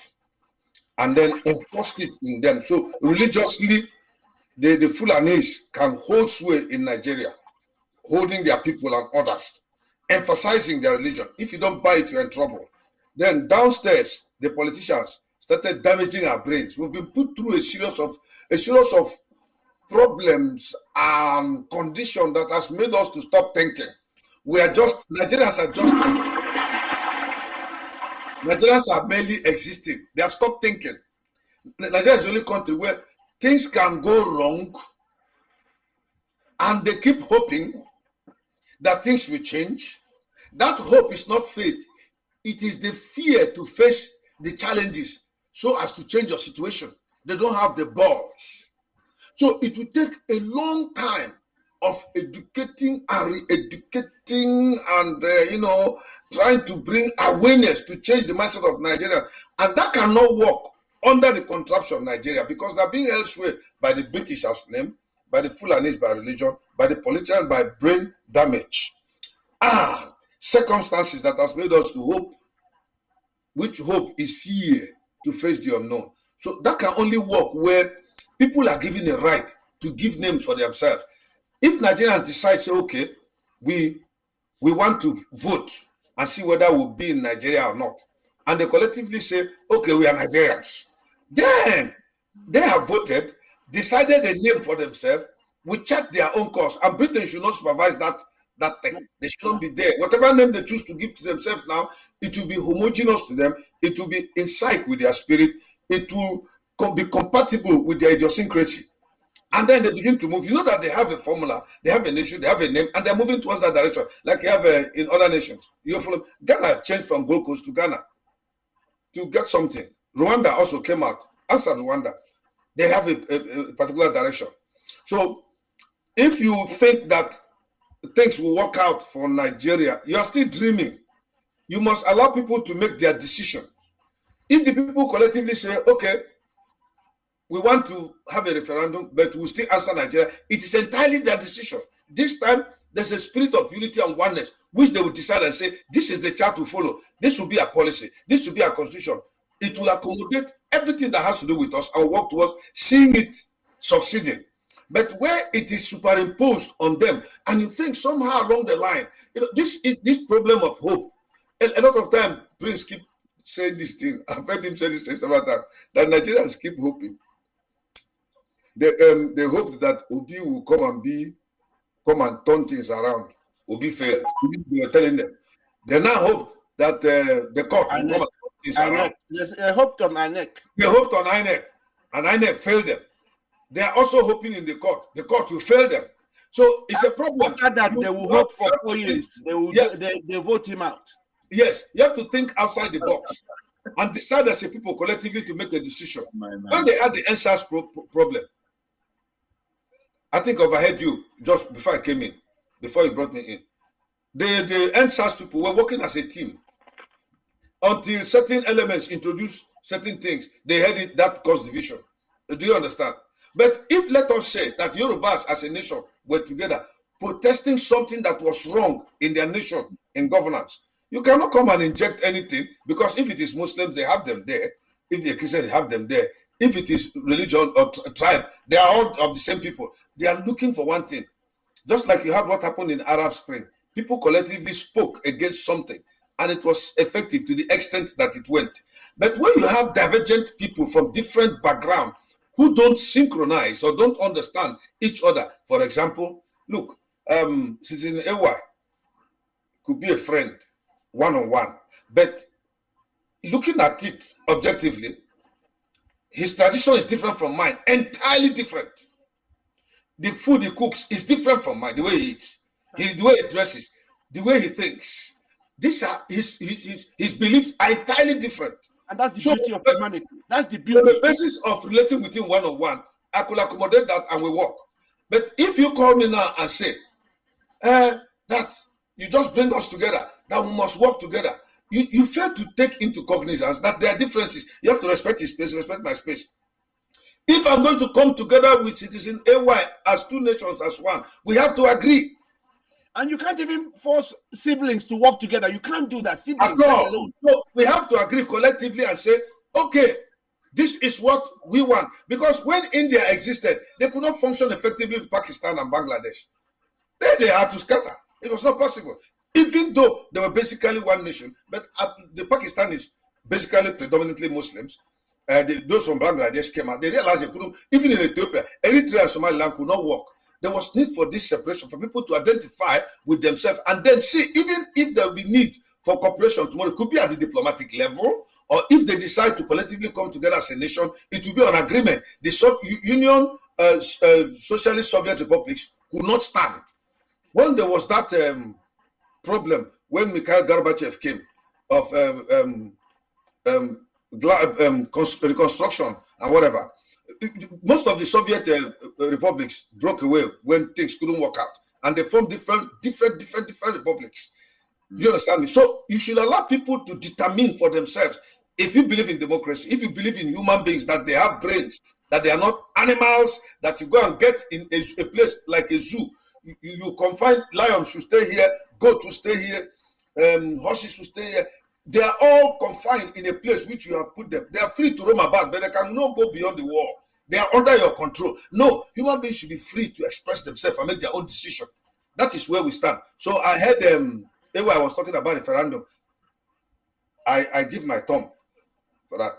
We don't believe in violence, but if it becomes expedient, face the fact. Those that make peaceful means impossible, compare violent means inevitable. I don't advocate for violence, but for you to get your freedom, you may have to fight for it. Well, you know, in all of our discussion, you know, in everything we've been saying, we've been talking about allowing for referendum. Now I want us to look at this question. It sounds easy anyways, but it's critical. Now, the problem we have, I want to bring this question to you first. The problem we have, is it caused by Britain or caused by us? Can you repeat that again? The problems we have the problem we have, is it caused by Britain or is it caused by us? Yes. Yeah, right. I don't want to keep saying the same thing over and over, but at the end of the day, in my language, they say, it is how you name your calabash that it shall be used. If you say it's for eating, people will use it to eat. If you say it is for cleaning yourself up in the toilet, so shall it be used. Now, Japan had the opportunity, or they had the misfortune of being under the rule of the Portuguese.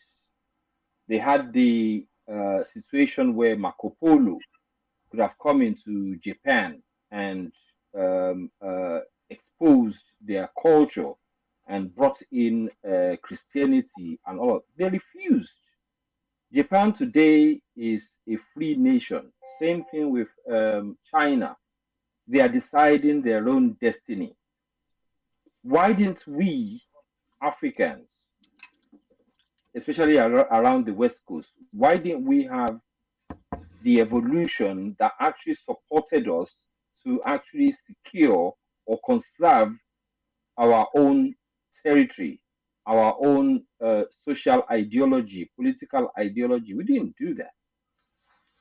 So we mustn't continue to blame somebody else for our woes. We made mistakes. We didn't take our calabash seriously. This is time for us to realize that we are a people no lesser than maybe the European or the Asian or the American or whatever. We were all created by God. So we need to now take steps in such a way that we become free. It is not down to the American to reestablish us. It is not down to the UN to reestablish us. It is not for the Igbo to reestablish the Yoruba. It is not for the Yoruba to reestablish the Igbo. We need to start looking at our identity and decide what we want to do with it. All this business, Nigeria was not created by God. Nigeria was created for the convenience of a man called Lord Lugard. He could have taken some sort of authority from the British Parliament and all of that, but at the end of the day, he was the man at the forefront who decided that, okay, the Southern Protectorates, the Northern Protectorates have to be brought together for his own convenience. How can we as a people, 200 million of us, relax in the correction, the convenience of a singular man? Even that, as an antecedent, is crazy. It's demeaning. It diminishes us as a people, 200 million people. Some guy who is dead now has put us in this situation and we can't get out of it. What is wrong with us? That's a good question. All this business And how do we get out of it, please? How do we get out of it is to really come back and identify ourselves as being, let's not think about ourselves as tribes yet. Let's think about ourselves as having our own peculiarities first. But we and know those that peculiarities work together. I don't think we know that. I don't think we know that, because if we know that, we will find a way to manage it. We cannot manage it as far as what we can see right now. We cannot manage it. If we cannot manage this marriage, we can go our separate ways and flourish separately. And that doesn't mean that we cannot still promote each other, help each other, work together. But we should be able to manage our identities separately. All this business, what I would expect us to be doing now is for the Igbo and the Yoruba, the Ijo and the Hausa sit down and say, okay, this contraption is no longer working. Let's now start creating an existence which defines us separately in accordance with our peculiarities. We have our peculiarities before we have our tribe. You're saying something in that line. You're saying that we have to sit down to discuss the Igbos, the Yorubas, the Hausas. Now we know that the Hausas sit down with the Fulanis. The Fulanis.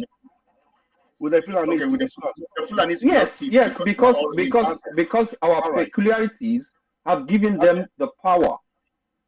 They have the leverage. All right. The discussion now between you and I is to take the leverage away from them.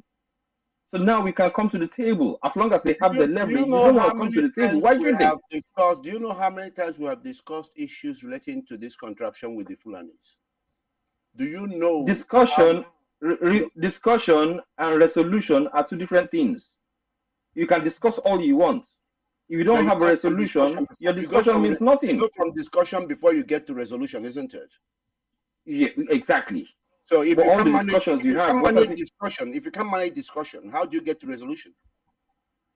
Well, then you have to turn the volume up. No, let me tell you, my brother. Let me be very honest with you, my dear good brother. Yeah. Okay. Yeah. It is, and I hope.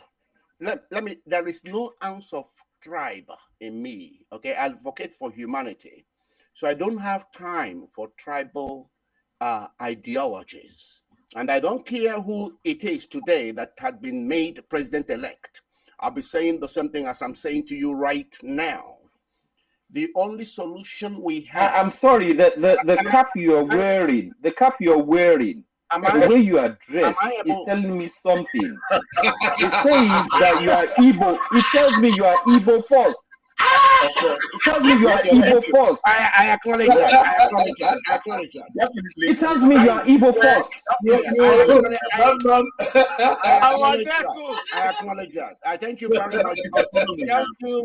It tells you that this is where I root from.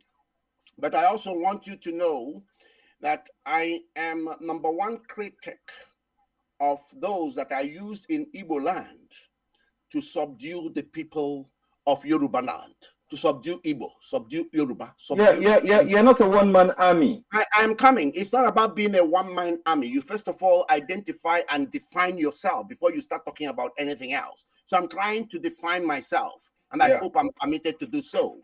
Mm-hmm. Okay, I leave you to define your own self. So what I'm trying to say to you in effect is, it does not matter whatsoever who is there now as president-elect. I will still be calling on everybody that calls themselves a Nigerian, because you know that the opposite of Nigeria, as we have decided on this platform, is intellectualism. You're either a Nigerian or you are an intellectual. So it doesn't matter how much grammar you speak. Once you are a Nigerian, once you believe in Nigeria in any shape, way, or form, you are the opposite of intellectualism. Now, so I will still be calling on all Nigerians. So does that mean because I define myself as Yoruba? No, I don't define myself as Nigerian. Thank you. So does that mean that I have an intellectual deficit? No. No, I didn't say that. That you see, you can define yourself as no. You did not say that, but you inferred that. No, I'm coming. What you said. What you said was, if I don't condone, if I don't go along the ideology of being a Nigerian, it means that I have an intellectual deficit. No, you didn't hear him wrong. No. Did I hear you wrong? You heard him wrong. You heard him wrong. Prince, let me explain that to him. But then you take over. What Prince said is Nigeria is the opposite of intellectualism. That means you cannot say you are a Nigerian and be considered an intellectual. There are variants, 180 degrees, opposite direction. So if you are a Nigerian, you are not. And if you are an intellectual, you cannot be a Nigerian. So when you identify yourself as a Yoruba man, that means you are saying Nigeria. Yeah. And also, forgive my misunderstanding then. Thank you. God bless you. I'm glad, but also in addition to that, I can tell you that I'm not a Nigerian. But if I believe in Nigerian principles, for example, and if I believe in any symptom of Nigeria protocol, for example, because Obi becomes president-elect, I now have to defend Obi and say Nigeria must stand. Though I say I don't believe in Nigeria, I'm a Nigerian still. So I need you to get that point clear. Then you have lost the ability to be an intellectual. You've lost the ability to reason because you are still promoting the Nigerian factor, the Nigerian ethos. Okay? So I wanted to be very clear on that. So I want to progress this by saying that we are looking at solutions here, because we have the manifold of crisis and the problems. So it's solution. And why I want to declare this solution to the so-called Nigerians, especially the obedience, who tell us that they are more in numbers. This is the time. I don't care what they are deferring to hope, in hope. I want them to do it in action here, because God wants them to act. Without the action of man, God is neutralized, because God cannot come physically to do what man ought to do here physically. You must rise now and do that which is necessary and required in order to force the hands of this world so that we can have an interim government. Are we actually missing something about the obedience? Are we missing the fact that the obedience are actually a protest vote? They are a protest gang or a protest tribe. Are we missing that? No, we're not missing it. What we understand of the obedience. Because obedience are not just about Igbos. No, they are Nigerians. Lagos showed us that. That's what I'm telling you. They are Nigerians. That's what I'm telling you. They are Nigerians. Who want a difference? They want a change. Yeah, please let me. They are the Nigerians we are telling you are the opposite of intellectualism. Because they didn't know even what they were doing. They didn't know that they were affirming Nigeria. They were renewing, they are going in to renew their slavery certificate. That's why, because they can't reason. They are opposite of intellectualism. Believe you me, that is what they are. And I thank you for that. I'm afraid you may not agree. Intellectual capacity. I'm not saying hold on. I'm just giving you my opinion. You can give me your opinion. Yes, that is your opinion, exactly. I hate it if we want to put these people in a hole trying to say that they are not intellectually gifted. I hate to be part of any narrative that would put them down like that. These are people who are perhaps even more intellectual because they've seen PDP for 16 years. They've seen APC for X amount of years. And they've started thinking change begins with me. It starts robbing them on the side that they're unintellectual. It's not exactly complimentary. It isn't. These people are protesting the destination we have taken on in such a way that very, very corrupt people have been leading us, and there's not been any iota of redirection. Obedience have actually offered us a third alternative, and it has worked to an extent. So let's not put them down. It's unfair to put the obedience down. Let's put it that way. May I come in here, please? Mr. Amotekun, I understand your concern and your manner of approach, which shows a very high degree of civility and respect to people. But unfortunately, by the way, basically a lot of times when I want to talk, I make reference to the Bible. I'm a Christian of the gospel, so that's another problem. I have respect to whatever you believe or think. That's fine. No, it does not in any way affect my capacity to reason and think objectively. So could you please lend me your ears?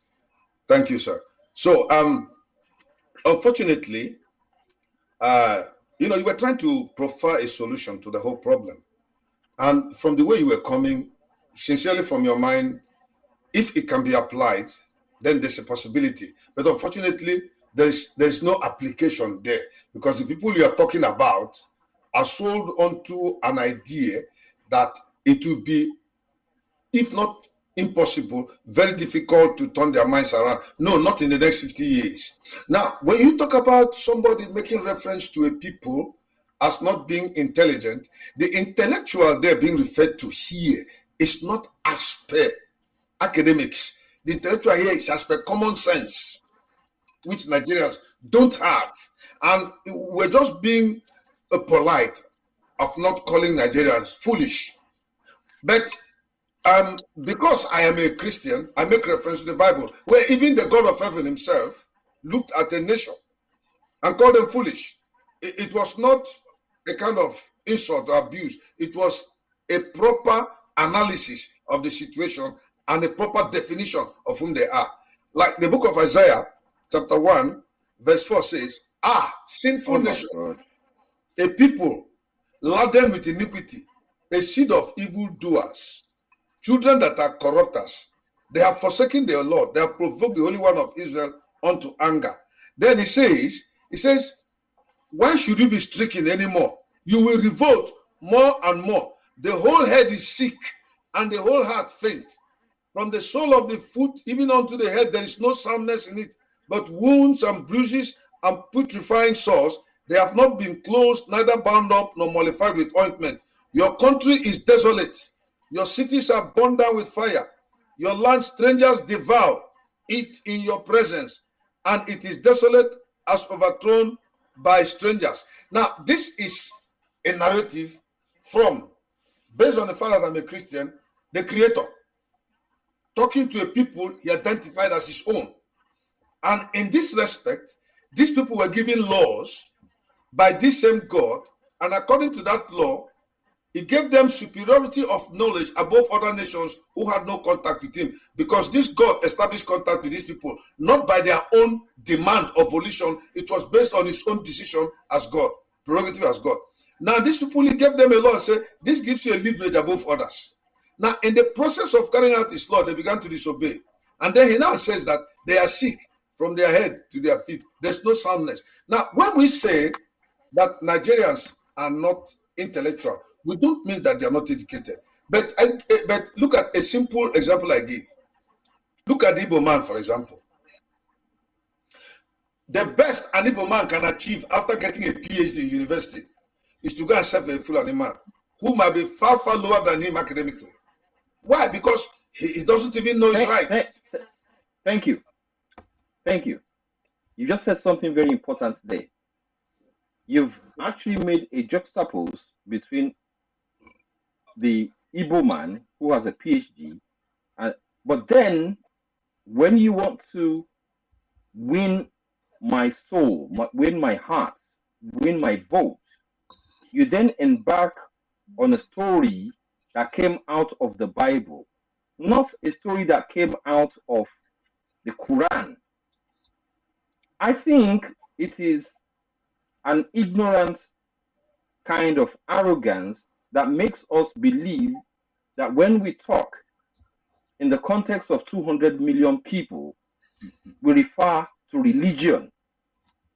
You are not, you're talking about religion, basing your argument on religion. No. Actually removed. Hold on, please hold on. Let me finish. Okay. You spent no less than 2 minutes referring to the Bible. And 200 million people are not related to that narrative you are bringing from the Bible. If you keep talking about the Bible, my name is Samson, and we know what Samson is in the Bible. I must not use that as the glue form to hold Nigeria together. No, sir. I need to be speaking in such a way that even the Muslim can actually share in my narrative. Can I clear something? That's part of our problem. No, sir. No, excuse me. Please get me right. I was only making an inference. I was only drawing an inference. I was not trying to. But it's not a common sense. You do be patient, sir. It's not a common sense of religion. You make inference from things that has happened to compare with things that are happening or about to happen, and then begin to advise people. What has happened? The issue happened. Jesus Christ happened. The issue happened before the two of them. Listen. So what I was only just trying to draw inference because I am trying to make identification with a nation supposedly said to be having the God of heaven as their God. Now, that was what this God said. So when somebody said that Nigerians are not, it's the opposite of intellectualism, you were saying that it was not a proper language, it was not a polite way of addressing people, and you don't want to be part of it. So I was trying to tell you that, unfortunately, in real terms, by definition and analysis, Nigerians unfortunately have portrayed themselves to be the opposite of being intelligent. And intelligence here is not that they did not go to school, but it's the application of common sense, which they have failed to use. For example, I made that inference that an Igbo man, I did not say a Christian that served the Muslim. No, I said an Igbo man. I drew it down to politics, to the social strata where we have found ourselves today.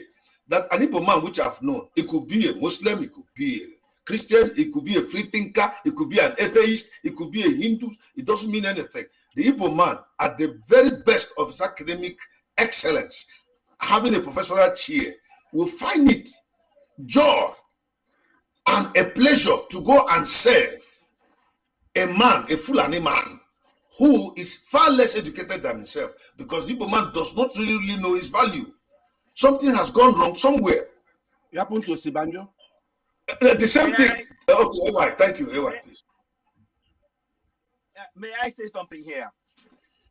I very much see, one of the things I do when we're discussing is to see things as much as possible from the point of view of the person that's saying it, and then bear in mind rich as well. I think one of the issues that we really have to address, and you touched on it as you came in, Emeka, now, touched on it that we've been affected. I think we can generally, collectively agree that has done to us, both Christianity and Islam, has been to reduce our thinking. It has, and particularly more so the people who are on ground now, are thinking ability to think outside the box. Psychological damage. Psychological damage. Severe. So what we need to do now, I can see why you wanted to use an analogy of the Bible, but maybe if we're going to try, then we have to try and use something that's a bit more common ground for us, would be to try and point out things within that. Please don't take this, and we're just talking about things, and hopefully we can come to a common ground. So what getting from you is that definitely our people are psychologically damaged, both as a Christian, and that is affecting our thinking. Even our education cannot save us from that situation. Exactly. It's the likes of you and me. We need to continue along this journey. Doing here is actually quite good. I want us to look at that. Everything that's happening here is a way to create through that process. We're trying to build something here. So please, at all times, all of us working here, it's a process that we're going through, and we're trying to work it together. And it's important that this kind of things actually come out. So I'm really glad that's happening. Yeah.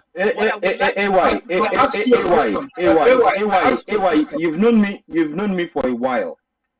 I speak my mind, and I don't take enemies. I don't take enemies. But when it comes to the point when I have to take prisoners, then I will. The fact remains that we need to condition ourselves in such a way that we're speaking with a level of altruism. What is going to make the Igbo man feel comfortable in his own space? What is going to make the Hausa man feel comfortable in his own space? What is going to make the Yoruba person comfortable in their own space? For me, religion does not come into it, because religion, as far as I know it, has been a tool to actually corral people. That is me. So I'm not very happy when people use religion to explain our social structure in the way that is actually damaged. Our social structure is damaged, and religion plays a big part in that. I would rather circumvent that and find solutions to our problems than start hinging our solution on religion. Religion is one of the biggest problems we have. No, let's start looking at ourselves. It seems you are getting somebody wrong. I don't know how you try to filter my mind, but you are getting me. I think this is AY to an extent was trying to get to my point. The last time I met it in AY, I asked him a question, a very pointed question. Why is it that you are the one thinking this way? There are other Yorubas who have lived in diaspora, like yourself, that don't think the way you are thinking. They're thinking wrongly. I asked him that. What you're saying in essence then is that I have to think like Citizen AY. No. Is that what you're saying? Please, my brother. That was meant to be a question. That was meant to be a question. Am I supposed to be thinking? I was taught how to think. I was never taught what to think. Okay. So I'm not going to sit down in a place and be told that I have to think along a particular line. It will not happen. It will not happen. We're discussing, yes. So let's leave it at that as discussing. Respect my point of view, and I will respect your point of view. If I've got something to say to argue against what you're saying, I will say it, but I will not put you down in any way. So when you're trying to say that Citizen AY, more or less you're saying he's more socially intelligent. I am socially intelligent. I'm politically intelligent. I'm economically intelligent. I'm emotionally intelligent. Okay. Well, I will not be boxed in a corner. Sure. And I will not want my people to be boxed in a corner. It's as simple as that. Okay. Please, I wanted to please, I just, because you see, whenever I put out a claim, whenever I put out a topic, I want to back it up very well so people do not misunderstand me. I was the one that reminded everybody that the opposite of Nigeria or being Nigerian is intellectualism. And I want to qualify it so that you know that a Nigerian is somebody who believes in religion, but has no understanding of God. A Nigerian is somebody who believes in religion, but worships fellow human being, worships money, worships everything that is man-made. In fact, will follow whoever is chosen as a leader or as a GO, as whatever they say is where they go. They go to worship. So that's a Nigerian for you. A Nigerian also is somebody who says, I'm a Nigerian, but does not understand Nigeria or what Nigeria represents. And that's why all the obedients are Nigerians, because they lack intelligence. They have only academic knowledge, but they don't have intelligence nor wisdom. If they had wisdom, if they had intelligence, they would know that by going obedient means returning Nigeria that is a badge of slavery. Nigeria that is poisoned. Nigeria that no human being on earth can turn around. Nigeria that represents a vehicle without an engine. You can't move a vehicle without an engine. An obedient person, okay, believes in Nigeria, but has no clue about the Nigerian construct or what it represents. On that note, I rest this issue, and I've given you my qualification of being a Nigerian. I thank you. Thank you. Please take it there. Take it. Can I ask a straightforward question? Which one of us here? Which one of us here? There's 5 of us here. Which one of us has poverty intelligence? You have to define poverty intelligence. Well, if you ask me, no, we need to if you have intelligence. Can we allow Citizen AY? Let Citizen AY take the stage, and maybe we can deal with that. Let me. I'm gonna take 1 step. Please let me say this. All of us here, be it Christian, everything that's happened here proves the point. We have been indoctrinated in one way since we were small. Please let us not let that be. Yeah, before you continue, indoctrinated from 4. Citizen Award, before you continue, please. Before you continue, please just hold on. Please, everyone out there, please, we want you to understand something. There's sometimes you have to discuss this way to get facts out. So don't get irate, don't get confused, don't get it's part of it also. Sometimes we need to disagree this way to come out with pure facts that will help you. So don't argue about why is this going this way and all of that. Tell them not to be Nigerians, because if they are Nigerians, they will listen carefully. And get the points out. All right, Citizen. No, exactly. Kelechi, my brother, well said. That is exactly the point. We are allowed to show disagreement and come to a resolution in front of everybody, the society. We are doing that now. What we're doing now is actually doing the very thing that is putting everything out in the open. Like I said, since the age of 4, male and either you had a choice. The system has been designed that way. You either are a Christian, you are not allowed to be a religious. That is what the system has been. Many of our formation of thinking, you see, from the age of 0 to 14, 15, with this particular information, it shapes your mind. It shapes your thought process. What? And then when you get to the age where you are free-willed, unfortunately, it's over your mind. And that is what many of us, myself included, has. So our ability to think outside the box, to think, hang on, what's happening in reason without looking at another book, they have been removed from us. So that takes a while for us to understand. So that is what Prince Ehenacho is talking about, and my brother. And at the same time, I also see the way that Moteko is talking about it, that we shouldn't sort of the intelligence of people. But that's not what is being done. I think it's somewhere in between where the damage that religion has done to us. And none of us here, anybody down. If anything, we're trying to wake them up so that they can take decisions themselves. As we speak, there are people in Yoruba land, 60 or so million people in Igbo land, and others in Middle Belt of this. Sorry, I'm laughing. Sorry, I'm laughing. Somebody said one day they will wage war against me.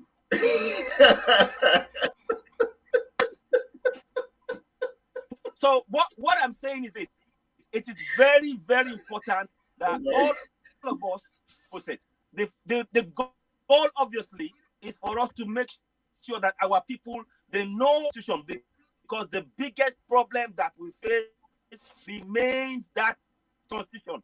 And until we get our people to take action to remove it, we will still be suffering.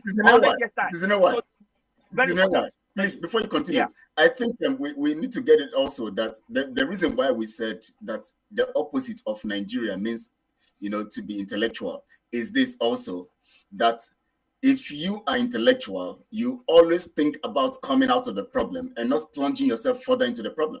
So when you now go for election, you are not reasonable, because election cannot solve your problem under Nigeria. Exactly. Yeah. That's exactly. So that means you're not intellectual because you are thinking, plunging yourself further into the problem rather than thinking of getting yourself out of the problem. So that makes you not intellectual.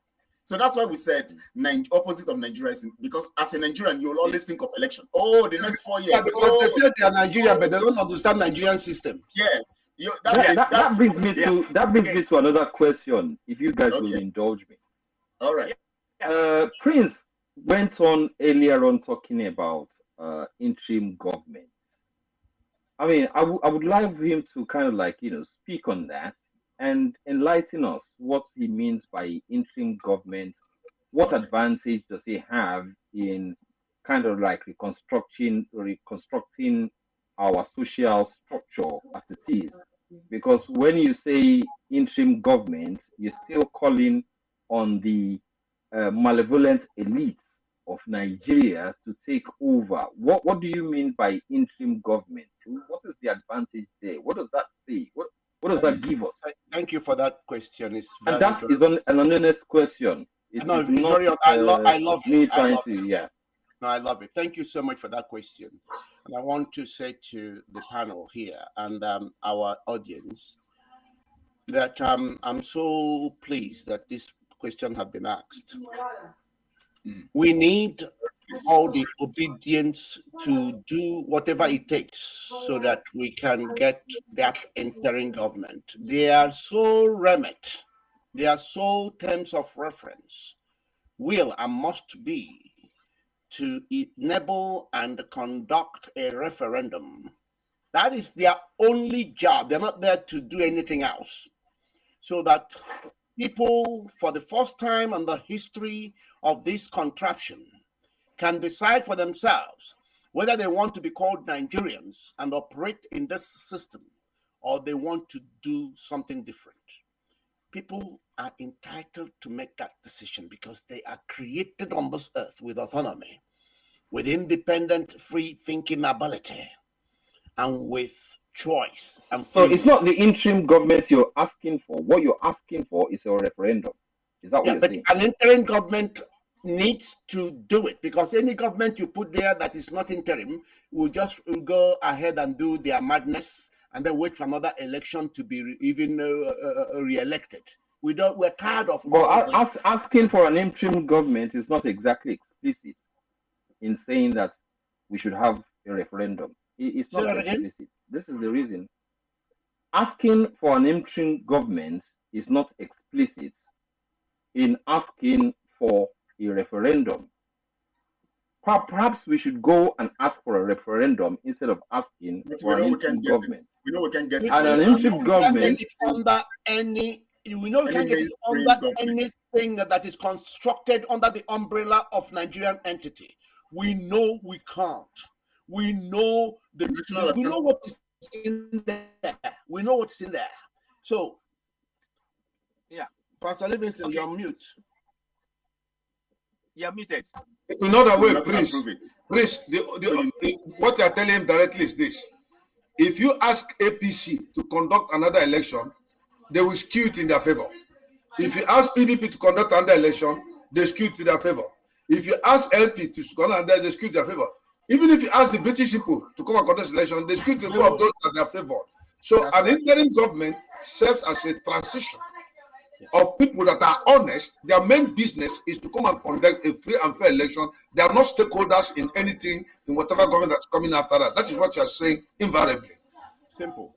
And I love my brother Amotekun, but I don't know. Sometimes he begins to talk like a Nigerian. I don't know. I hope, and he tells me he's a Yoruba man. Yeah, he tells me he's a Yoruba man, but sometimes he talks like a Nigerian. That's how I'm hearing. Whether we like it or not, whether we like it or not, like a Nigerian. Prince, whether we like it or not, we all carry the burden of damage. One way or the other. I accept whether we like it or not. But some of us have, if my own is manifesting today, maybe yours will manifest tomorrow. No. Some of us have. But me, I don't hide my own. I say what's on my mind. That is my problem. No, that is perfect. That's perfect. That's perfect. No, I look at Prince and I think about Ohaneze. Ohaneze comes to my mind every time I see Prince. No. And when I think about Ohaneze, I think of Afenifere, and I see where we are all queued up. So I'm enjoying the fact that you are making a difference and saying you are not Ohaneze and you are not Afenifere.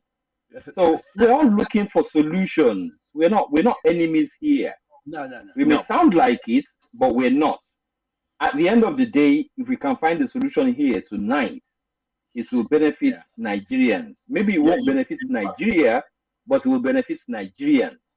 So I'm glad that we have this opportunity. That is where we are now. We want to get the solution. And we know that the mainstream government is designed by these votes will never give you referendum. The National Assembly will never give you, because they want their 4 years to go. Everybody wants to go through their 4 years and make all the monies they can make, do all the contracts they have to do. Nobody wants to talk about, why do you want to distort my own 4 years, for God's sake? Allow my 4 years to go, then we can talk about referendum later. Then when the next 4 years comes, the next person comes and say, it's my turn.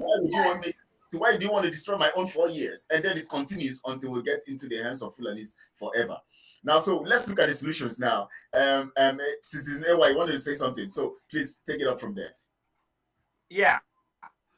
The solution, only problem I foresee with going for interim government is that we know the system. Anytime you put anything interim, you feel either covertly or overtly by the military. That have. Because if you look at the Shoneko government, they had the military intervention. In the Shagari government as well, the military intervention. So we need to, that area that is open to being used by the system all over. So Citizen Ewa, that means you're actually saying that for calling for an interim government, we are calling for a military coup, because the mainstream government will never set up. No, I understand what you're trying to say, because the truth about it is that we must force ourselves into having that. And it will not come by the mainstream government. For instance, Buhari's government will never give you an interim government. Never. Tinubu's government will never give you an interim government. So that's why this is the time for the obedience and whoever is against what has happened now to do whatever it takes to bring about an interim government. And let me reassure you, my brother. They believe in the court. They say they are going to court. They have already agreed. No. I've told them they must do that now before Tinubu ascends to the throne. They must do whatever it is now. Once he becomes the president, to forget it. And Chris, the moment Tinubu is sworn in, officially, duly recognized, if you rise against him, that's rebellion. He will crush you. And he has every right. And he will have everything to back him to do that. That's why this is the moment. And then, my dear brother, I can tell you, if the military rears its head within this process, everybody is going to their tents, O Israel. Trust me. So don't worry. That's why this is the look. They say you have to cut when the knife is hot. This is the time. And please give me just 2 moments for me to tell my people what is happening around the world. This moment is a very, very precious moment. This moment is a moment God has chosen to destabilize Europe and Britain in particular, with the war going on in Ukraine. Okay, the moment is here, and also there are more people now who have been led to understand the poisonous nature of the Fulani, that they will never have the same sort of support they had during 1967-70. The gateway is open, and now we are at the time when you can't say that anybody now is the real government, the federal government. If you miss this moment, if you miss this opening, listen, Prince. Let me just tell you, I'm so sorry. Unfortunately, Nigerians don't know the time of their visitation. You might be surprised that it might turn out they don't know. Because as we are talking now, there are people who don't even want that change following the proper process or even the improper one. They're just making noise. Once Tinubu is sworn in, and as far as I'm concerned, the moment Tinubu is sworn in, everybody should cool down and allow the man run the government. He might bring another idea. I don't care. It was voted, whether by fraudulent, all of them rigged. LP, PDP, and APC, they all rigged. It's just that Tinubu outrigged them. That's why they're bad losers. So the point is this: if they cannot do anything now, once he's sworn in, everybody should humbly respect the man's government, because they respected Buhari's government on 2 occasions. The second one, it was a plain rigging. They rigged Atiku and will be out. And Buhari entered. They were sworn in. Nobody said anything. So if Tinubu is sworn in, nobody should go and be disturbing him. Whatever they have to do, they do now. If they cannot do anything, and they cannot do anything, they don't have the balls. Let me tell you the truth. If they start protesting, look, when they go to the court and at the end of the day, Supreme Court declares Tinubu, they do elected president. They will just go in the street and protest and make noise. And the best thing you will do, I have told Nigerian government, fly over the air with helicopter, 1,000 naira note, spread it around the whole nation. They'll forget about the protest and pick the money and go home, because some people make up to 100,000 naira that day. Honestly, you're talking is your own. Because unfortunately, these people they don't use their brains very well. We need mind. Okay, go on, please. Let's quickly do some solution now. The solution that we need will not come from the government. I'm sorry to say that. In reality, it will not come from the government. It has, and that is where we have to come in and help the people. We're not talking about there's a window for that. There's a strong possibility, but we need our people having what their governance is doing to them to be spread in their local languages. If we can begin to do that on a regular basis, because everything we're saying, we're doing it. The people's involvement in this process is key on the grassroots. So when they know it, they will not accept whatever the government puts before them, because they'll say, no, we know what is a fraud. The knowledge, honestly, at this point, at this juncture, knowledge is, and how we use that knowledge and spread that knowledge is the critical action now. But a window of opportunity now in using that opportunity to at least explosion of interim governance. There is a window of opportunity, but it requires, whilst we're encouraging the political parties to and obedience and everybody else to we should be on a course now, either in Yoruba land, in Biafra land, in Middle Belt, planning the current constitution as it stands. So they need to see the flaws themselves. Let me say this because we were looking at the solution, and at the same time we look at the problems from the solutions we prefer. Now in the Yoruba land right now, more people are now okay with the election because Tinubu is there. So the tribal stuff is now playing out. Do you blame them? That's interim government when a tribe now has settled for what has come. That's why when I was talking earlier, I was not saying that is the best path to follow. I was just trying to mock the foolishness that has bedeviled Nigerians. So how do you deal with this matter? Because listen, Kelechi, the problem now is this. Citizen AY is talking. Let us educate the people. Look at Citizen AY comes out on TV and begins to talk sense.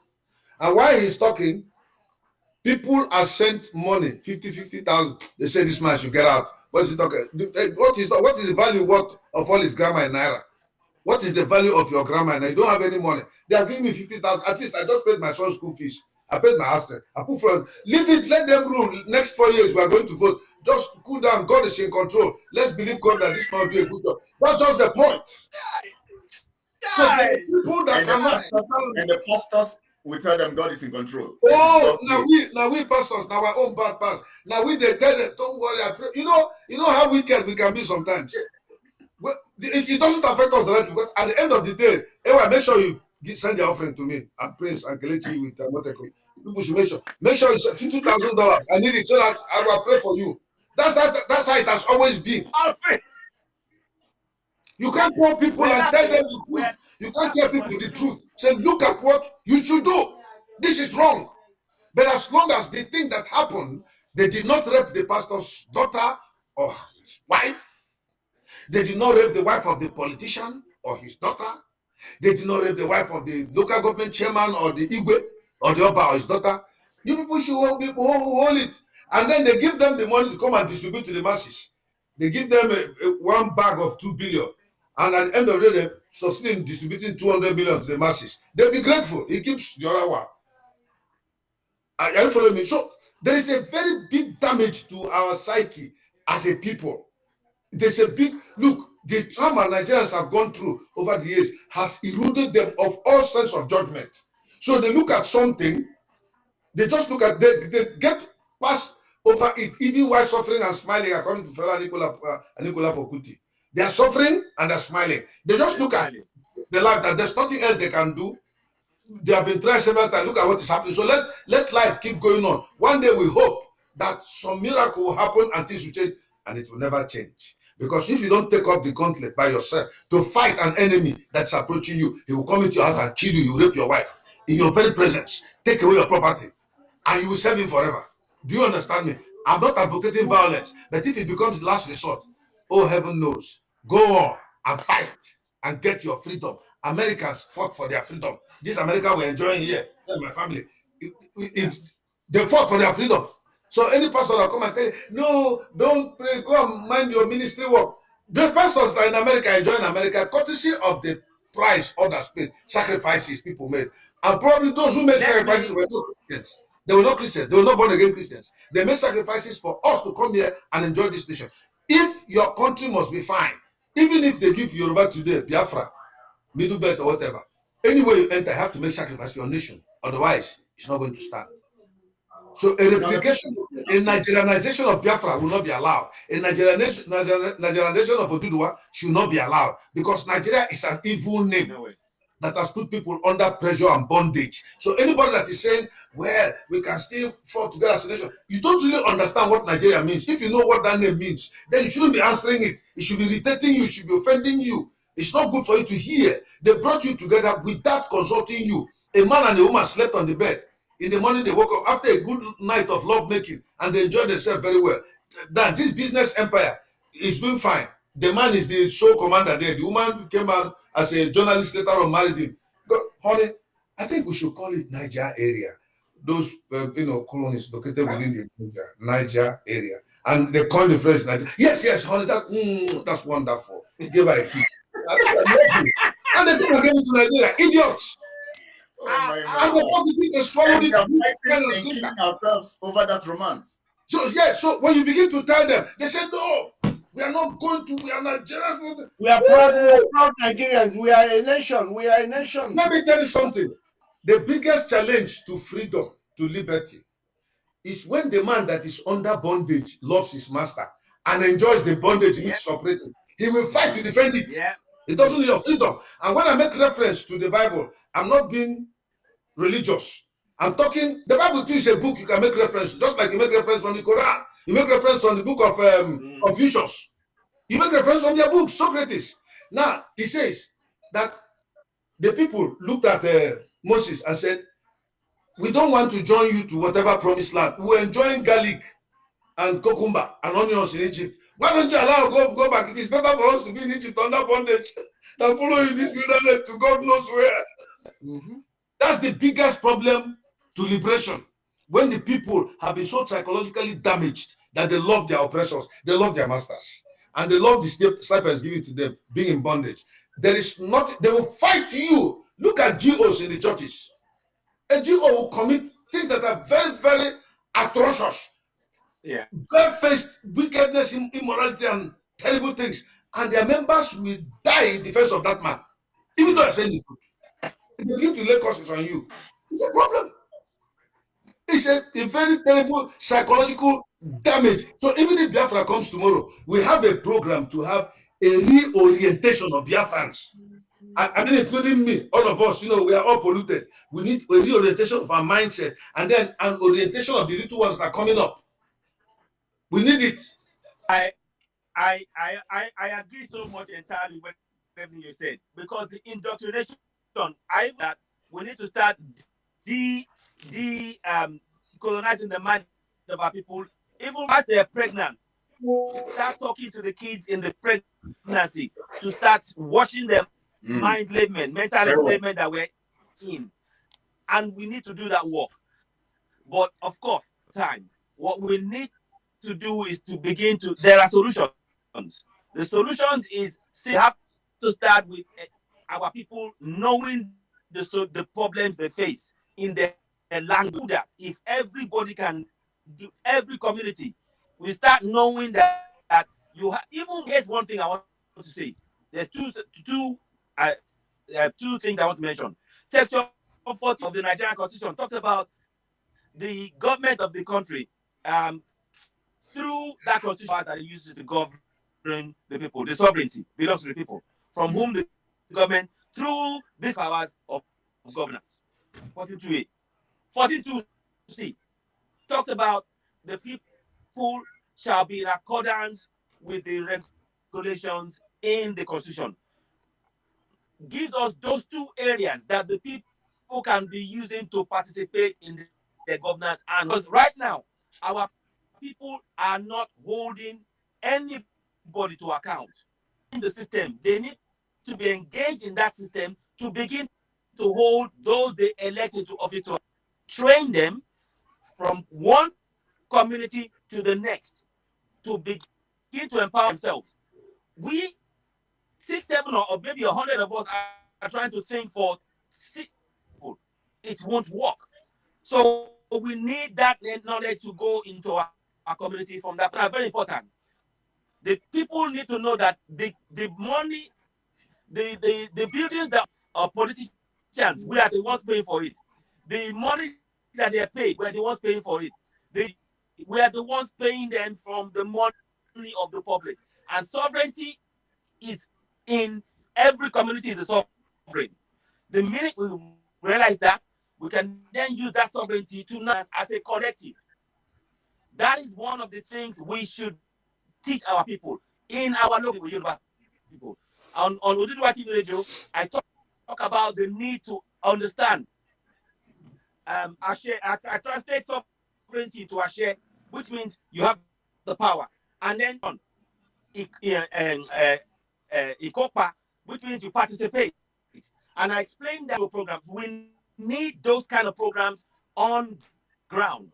Right now, that is where we must start people where they are.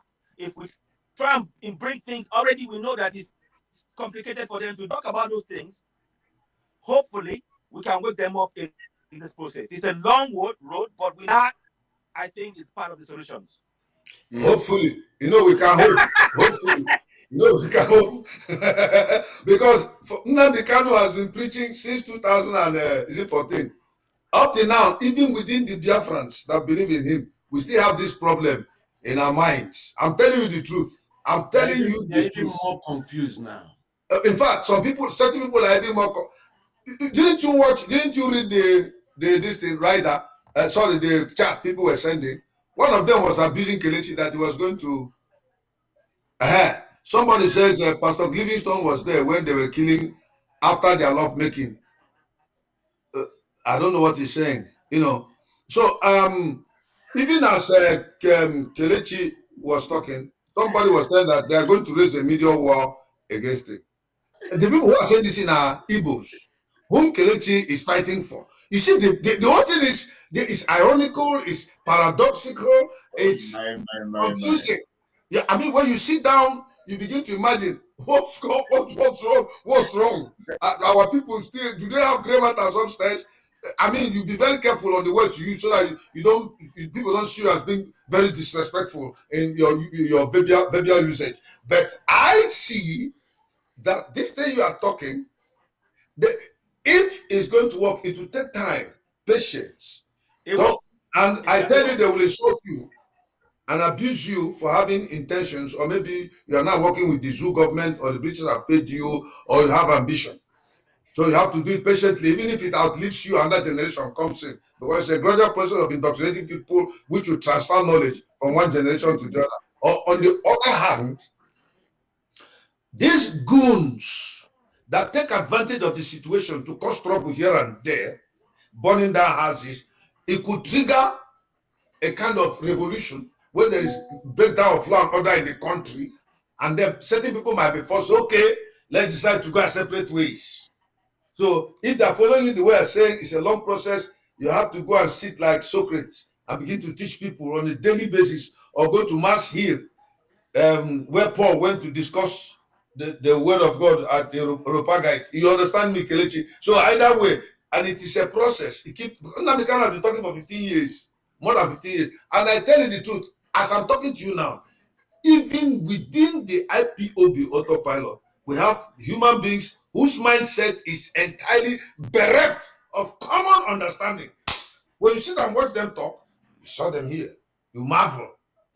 So you need patience, and it might outlive you. You keep teaching and be able to raise up one or two. That was the system. I'm sorry, I'm making reference to the Bible again. Jesus used. He talked for all that he talked, and all his power and everything he was.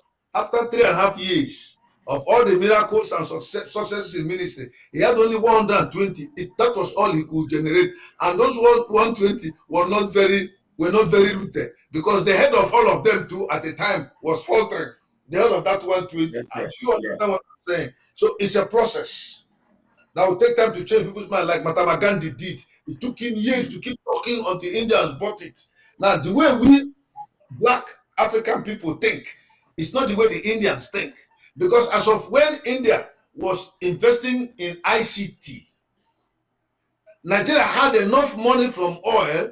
They became idle millionaires and were engaging themselves in parties and building houses and marrying wives and buying many cars. So we never had any plan to invest in the future. But the Indians who invested, they are in the boardroom of Apple, Google, Facebook, you know them. They're in the boardroom, controlling the commanding heights of the economies of countries. They are the prime minister of Britain. Indians are affecting Russians. Russians depend on India from certain areas of technology. So we don't have time to invest our minds into processing information and knowledge, critical thinking analysis. What we're saying, we're looking at the monetary value. All the grammar you have spoken here, what is the value worth in naira? So the man would rather collect 100,000 naira from somebody and say go, than you that is speaking big grammar and coming to school him and you have nothing to offer in terms of money. So no matter how handsome your face is, nobody's interested. What they're interested is what you have in your pocket. So if you don't have money, well, I pray that your plan will work. Well, I hope. Well, and I'm thank you for bringing that very healthy, strong, healthy dose of realism as well. What you say is that the plan is not to believe in the constitution, it bring apart, to rip apart that constitution, because when they know what is in the do the rest themselves, because they need to experience it themselves. Because no amount of money, they will not set for any amount of money, and that is part to the point where we achieve the Yoruba nation, Biafra nation, Middle Belt. I strongly believe that. So in Biafra, we need people to translate those to Igbo language so that people will get it. Because when you say something in English, how Igbo people will get it, on ground particularly, will be different. Because they will know what you mean. When you say it in English, it hits different. Same thing with Yoruba people. So that's what I think of what the solution is. Of course, I read. Yeah, I think that's a very wonderful one. I think we're going to expand on that the next time we come. Yeah, before you go, we have one thing we are losing. We have to really identify who we are. Do you know that the Chinese explain science in the Chinese language? We have to identify who we are. Very well. Yes, very well. Because when we identify who we are, we can really now determine the path, the road we are following. Very well. But for now, we don't know who we are. History is no longer in the curriculum in the schools in Nigeria. Obasanjo couldn't restore it. For being a man that was part of history that made Nigeria, he couldn't restore history back to our curriculum. So we don't know who we are. Let us identify our tap. Where are we coming from? Who are we? Identify who. Then we can now sit down and deal with issues. Until then, we are answering the name that was given to us. We are not better than the African Americans who were taken into this place for slavery, removed everything about their culture and tradition. They forgot about their history. Yeah. They are just seeing what they are seeing and they're just reacting to it. You don't blame them. They don't know where they're coming from. They don't know where they're going. So our own too, it has been done to us. Our own is that we willfully took it upon ourselves, swallowed it, and we're embracing it like this. You want to say, no, it stays with me, stay with me. I'm going to die for it. It works for me. I'm a slave. Yes, I agree. It works for me. That's the problem. And when you sit down, when you lie down in the bed in the night to sleep, when you think of it, sleep goes out of your eye. Even if your wife is touching you, you don't even have interest because your mind is disturbed. Where people are so ignorant, they're dying every day. You're trying to make them. No, there are two types of men that come on earth.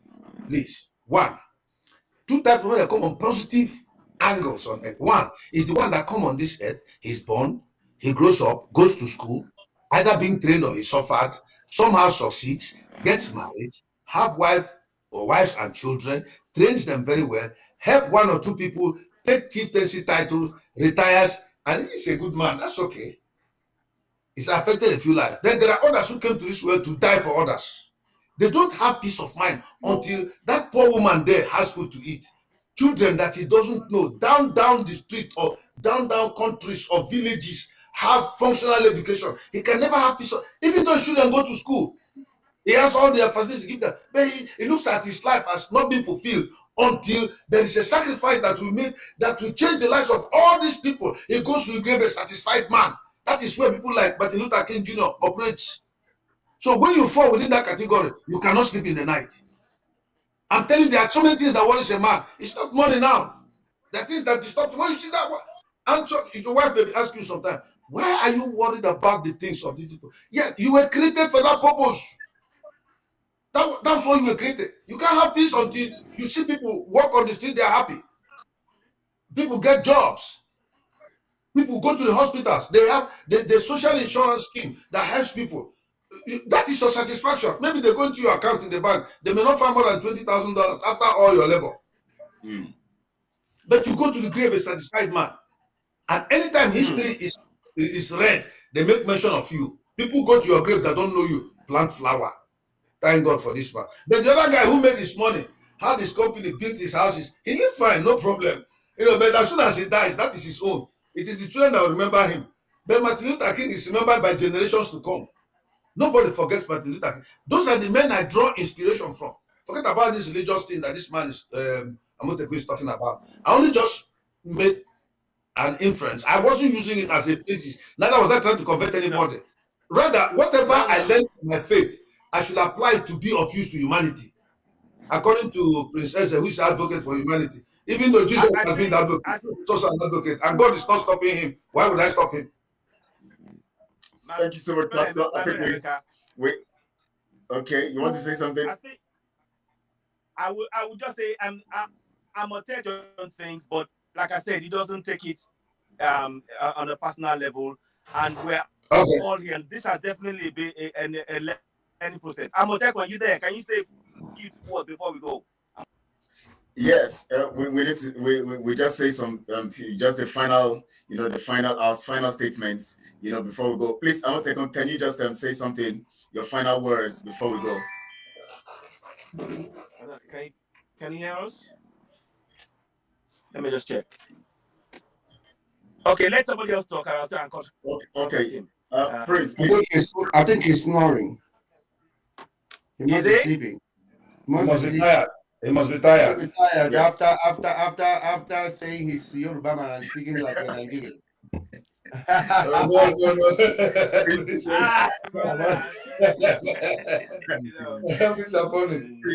Please go and just your final words, please.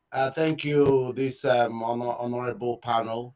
I thank my fellow Biafrans and I thank my brothers and sisters who are true Yorubas, who are dignified, honorable Yorubas, proud Yorubas that can't substitute themselves to anything rather than being a Yoruba.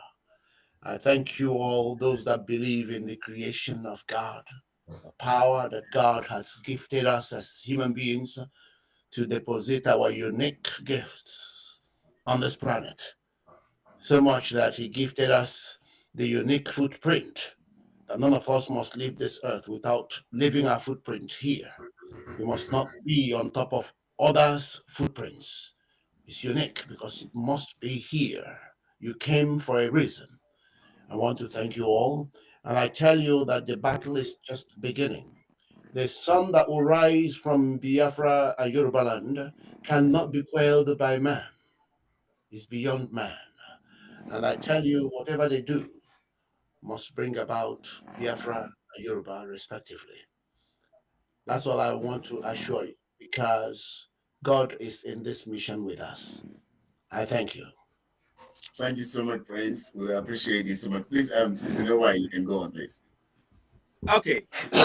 Listen, for me, I want to say a big Prince Eze, to my big brother Emeka as well, and to Kelechi for to Amoteko. I know he might be indisposed at the minute. I want to say thank you. Yeah, yeah. So it's a good session. Now, what I want to say above all, I'm appealing to Yorubas and Igbos.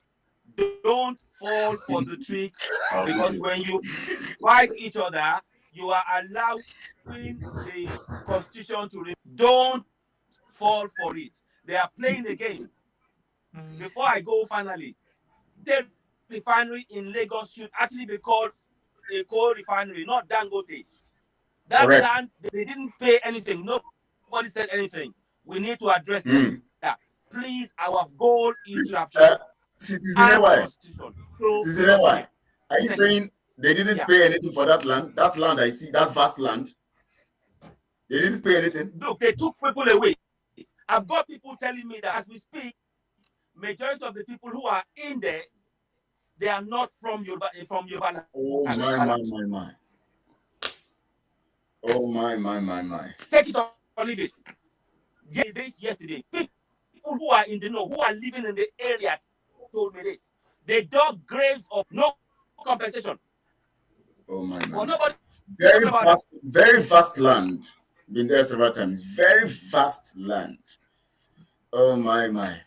Pastor Mika, please. So they're playing the game. Okay. We must not fight their fight. We need to dismantle that contract. I say thank you all very much. I greet my brothers here. We must do this again. We need to awaken up. Very well. This very well. Very well. Pastor, please.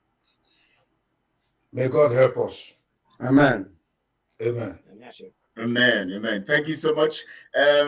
Our people, we are seeing the messages here. We want to appreciate every one of you, for always being here, and for those of you who understand what it means to be on the path of truth, and for those of you who need to be learned and tutored, you keep on.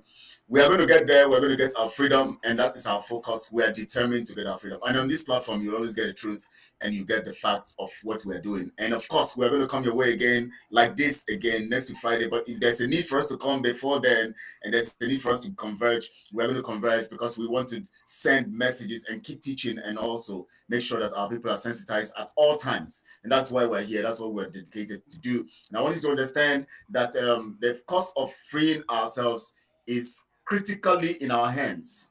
We must change our mindset. We must understand that we have been destroyed mentally. We must begin to change our mindset, or else we're going to struggle for a long time, and before we know it, we're overwhelmed by the enemies. Now, I want you to understand that the enemy is always around you. You must understand that the basic enemy is also your mind, and you must fight it and get yourself free from that slavery mentally. And then you can see how we can reason together and get to our freedom. I want to appreciate you so much, and I want to thank the panel. I want to thank everyone making our time. We have spent 2 hours, 23 minutes here, and they have been strong. And if not that I'm closing the program now, they were ready to go on and teach our people and enlighten our people. But I believe that we're going to come here again. And of course, even if before Friday we might come, but of course, every Friday we must be here. So I want to thank you, Citizen AY. I want to appreciate you so much, so much, so much. Thank you so much. Thank you so much, Prince Ezem, always there. Thank you so much. Thank you so much, Pastor Emeka Livingston. Thank you. Thank you. And Amotekunwe, thank you so much. We appreciate it so much. We know we took your time, and so you had to go. You were so tired, and so you needed to. Alenora, I've seen your messages. Wonderful. And we are seeing your messages. And of course, Alenora, thank you so much for being here. More. Okay. If permit me, please, I urge everybody watching, go ahead to Citizen AY there, please. Don't forget. Please go there. Yes, I tried to look for you the other time. We couldn't actually get you. We tried to look I'll send it to you now. I'll send it to you. All right, please, so please send it. Please send it. Okay, Kelechi. I'll do that. Yes. Kelechi, may I read a message for Prince? Okay. Prince says, your jealousy and envy for Simon Ekpa will never stop what he's doing. I wonder where that one is coming from. It has no relevance to this discussion, this conversation. That's what I'm telling you. We don't respond to things like that. That's what I'm telling you. It's a problem. Where is this one coming from? This is a Biafra. This is a Biafra. Simon is a Biafra. Pastor Meka, this person who is writing this has been a strong person here, talking so much good and all of that. And suddenly he changed. So who knows what has come over him? That's why I ignored him. I'm just laughing. When I see his message, I just laugh. Anyways, we don't need to defend. We don't need to argue with such kinds of people. We allow them to continue. We allow them to continue. We don't respond to non-issue. The focus is freeing the minds of our people and getting our people on track to free ourselves from this slavery we have found ourselves. By the time we get our people out of this, you'll discover that on their own, they'll need to see the path and need to see clearer as we go on. So thank you so much. We thank those of you sending your messages, both those ones who are sending the wrong messages and the right messages. We appreciate you. You're very good in this. We're all in this together. Even when, even as Christ, as good as Christ is, he had people who wanted to stone him every time. So it's good. It's good. It's good. I even saw some people writing against Citizen AY. I don't know whether he's now a Biafran, that they are now fighting him. He's not a Biafran, and yet Biafrans are fighting him. So we have it like that. It's always like that, you know. And so it's always going to be like that. So we cannot tell. And can I tell you, you know, my father was a teacher, and one of the things he taught us is never to jump into the mud with pigs, because as soon as you do that, you will start sharing something in common with the pig. Yes. So when the pig is in the mud, you just walk past. Okay. Wow. Yeah. Right. That's right. Wow. Thank you so much. Thank you so much. Thank you all. We appreciate you. We'll see you again. Thank you so much. And please watch this again. Share on all your social media platforms. Let the people get the message. People need to hear this message from the arguments, from everything. Just get the message, because there's so much that are in that has been stored in this particular broadcast that you need to actually really dissect and get some more inspiration from. And of course, from everything. In fact, from the argument, you got more facts, and from some basic truths that you need to work with. So thank you so much, all. We appreciate you. We're going to see you again. God bless you all, and we shall get our freedom. He said, amen. Amen. Say Ashe. Ashe. Ashe. He said Ashe. Amen. Amen. He said Ashe. Thank you. Thank you all. Bye. Have a nice day, everybody. Shalom.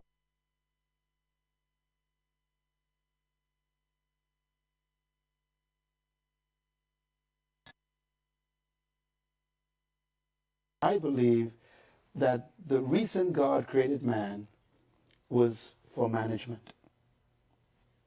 Really? I have never heard it put that way. The first thing is to be honest with yourself. So, you can never. Sorry about that. If you read this too, sometimes it does not even have anything to do with salvation. So let's just mute that for a minute. So, yeah. So, ladies and gentlemen, we are back online with me here. 1 second, I'll bring it back up. Thank you very much. We just did a broadcast there. So let me quickly bring myself back on screen so you can see me. So we're still back here. Please, don't forget to subscribe to Citizen AY on YouTube. Thank you very much. I deliberately put this picture back on the screen immediately because I really want us to understand something. Each and every one of us in our community. Here is a simple task that I want you to try and do if you can. I want you to go and screenshot what you see on the screen. I'm going to put it up again. I want you to screenshot this, put it on your phone. Please screenshot what you see on your screen, put it on your phone, share it to 100 people. Share this message to 100 people. Section 14, 2A and C. I'm going to read it. Sovereignty belongs to the people of Nigeria, from whom the government through this constitution derives all its powers and authority. That's the number one. So the people need to understand that sovereignty belongs to them. And that's very important to share. Secondly, 14.2c. The participation by the people in their government shall be ensured in accordance with the provisions of this constitution. Please, I want you to share that to 100 people of your friends. Because in our community, to be able to break free from contraption Nigeria, we need the people to exercise those powers. We are trying to encourage our people to exercise the powers that lies within that fraudulent 1999 constitution. These powers, they are the ones that we can use to get ourselves out of the enslavement that we are in. Please share it in your communities and translate it to your local languages. And that way, our people can begin to work. The idea is that once you have this information, you need to be working together within your community as groups. And the idea then is you need to form committees in each of your communities. Committee for road, committee for school, committee for hospital, committee for light, committee for public conveniences, and so on and so forth. And then you need to know who your local councillor is, who your local government chairman is, the offices of your local government authority, your state House of Assembly members. You need to know all of those people. Because we need to be engaging on a community level, collectively, from one community to the next, from one local government area to the next, to engage the process by participating. 2C, 14.2c, participation of the people. So when you participate as the people, i.e. your community is the people, you now participate by holding your local councillor to account, your local chairman to account, collectively. We need to do this collectively. So I will not relent. I am going to keep sharing this message on a daily basis. As often as, every time I'm on air, that's the first thing you will see. And I'm probably going to do a video around that. So we will talk about it, because I want it to be something that all of us now think of and do automatically. Because we cannot. 1,000 people cannot do what 180 million people must do. We are going to share this information to make you wake up and well, to help you wake up, and take the steps you need to take from within your own community. The help is not going to come from anywhere else. It's going to come from within your community. We are giving you the information to be able to empower yourselves in your community collectively, to begin to participate in your own governance, because sovereignty belongs to each and every community. It's the collection of the sovereignty of all of those communities that gives power to the government to run us as a people, as a nation.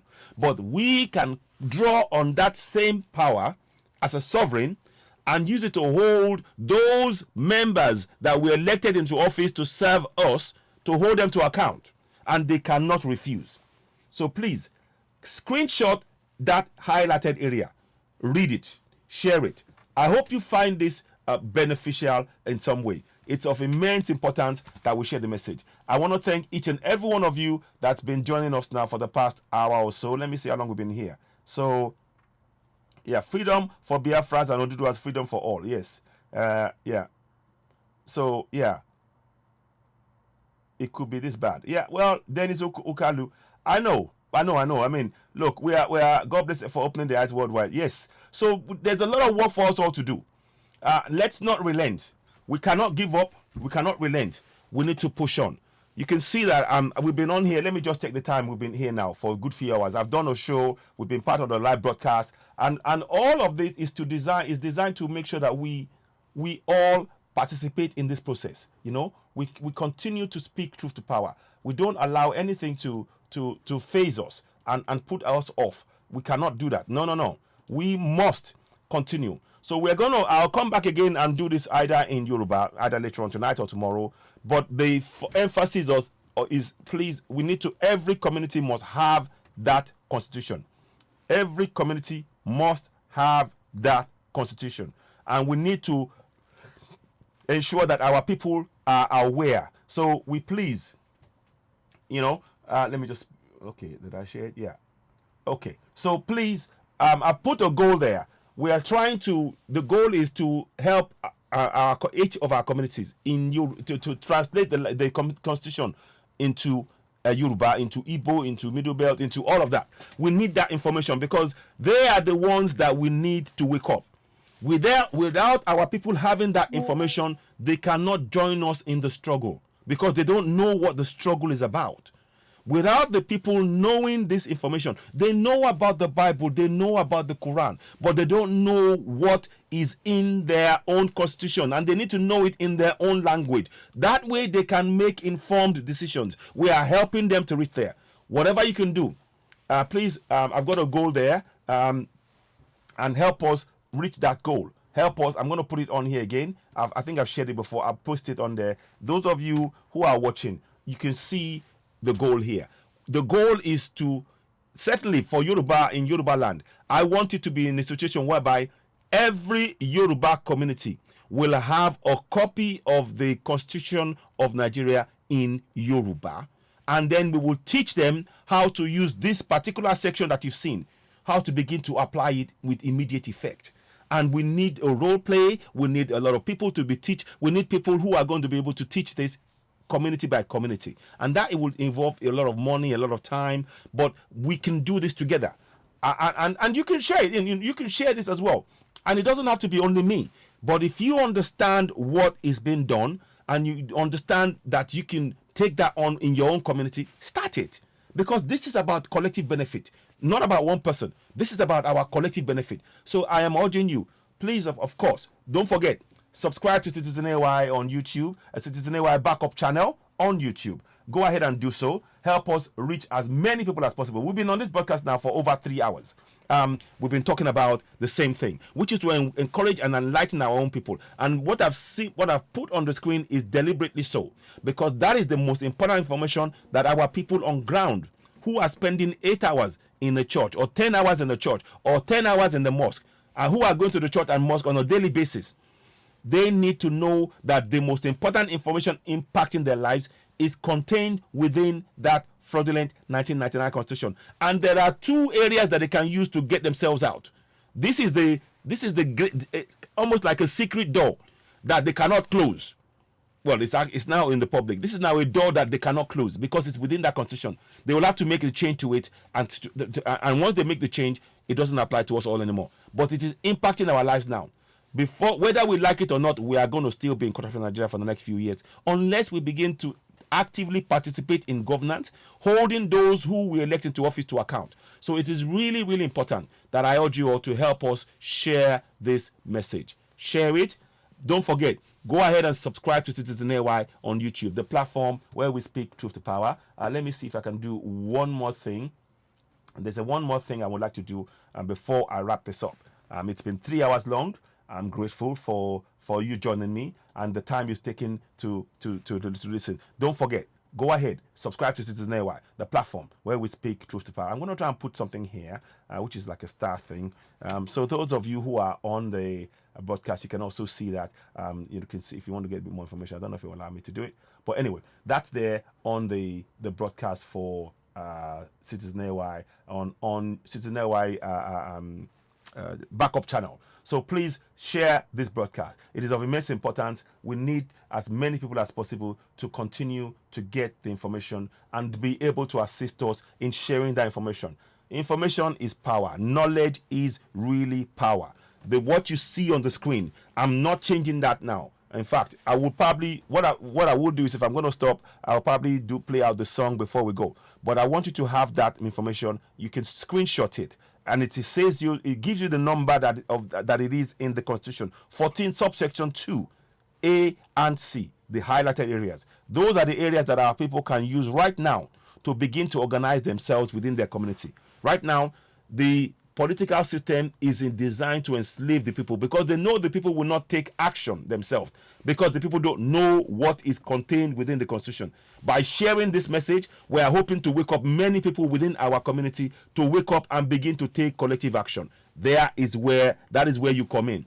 Please subscribe to Citizen AY, the platform where we speak truth to power on Facebook, Citizen AY backup channel, even Citizen AY, the one that I have currently that's been blocked on YouTube, because when we come back, we will be able to continue from where we left off on that platform. But for now, on this note, I want to say to you, please continue to share this broadcast. We'll be back again next week with the Biafra Global Network, and all of us, we are there to really offer solutions. Let us all begin to look at solutions.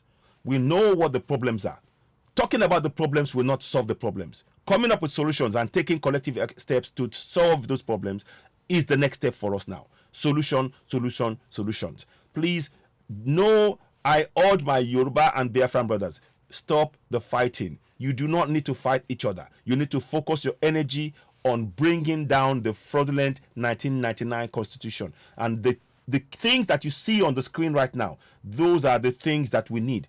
Our people need those two key information: sovereignty and participation. They need to ally the two together within the community, work as a collective. Every community, you must have an average, a minimum of 100 to 200 people willing to work together within your community to begin to make the change, begin to hold your governors to account. When you participate in governance, you participate by questioning those in government, because sovereignty belongs to you, and that sovereignty gives you the power to hold them to account, and they cannot refuse. And you can point this section out to each and every official in government, and they cannot refuse it.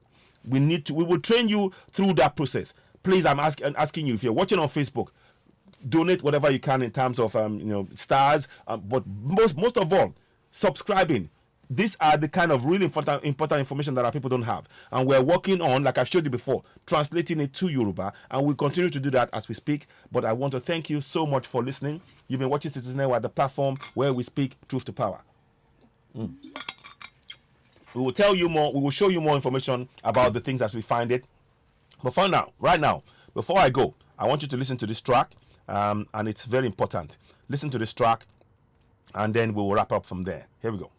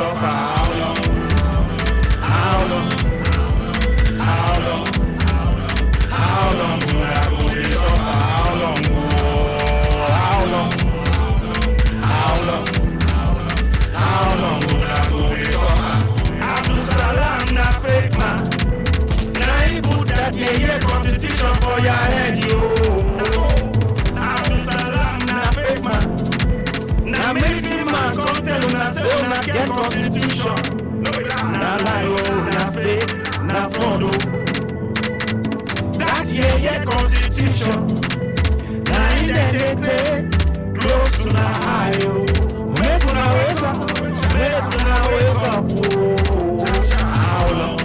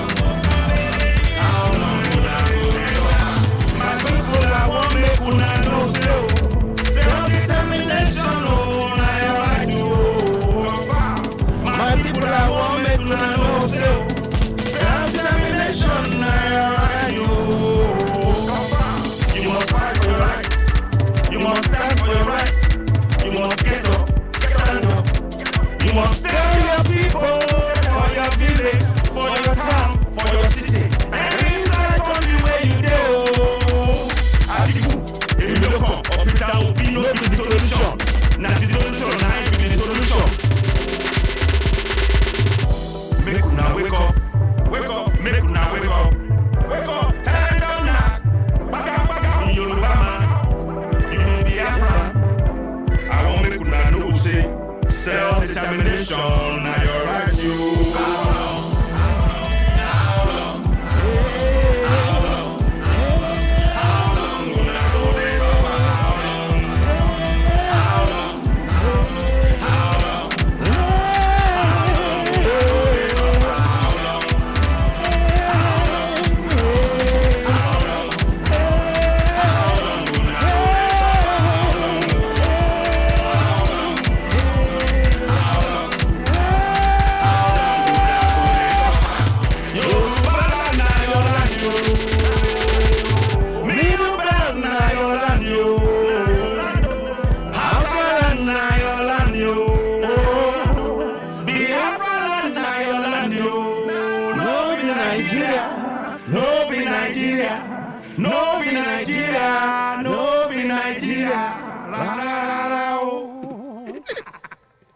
So thank you all very much. Of course, you can download that song on iTunes and Spotify. It's a song I wrote. It's called How Long Will I Suffer? You got the song on there. You can download it on iTunes and Spotify. And of course, you can share it. And the link is also on the Citizen AY YouTube channel for your enjoyment also.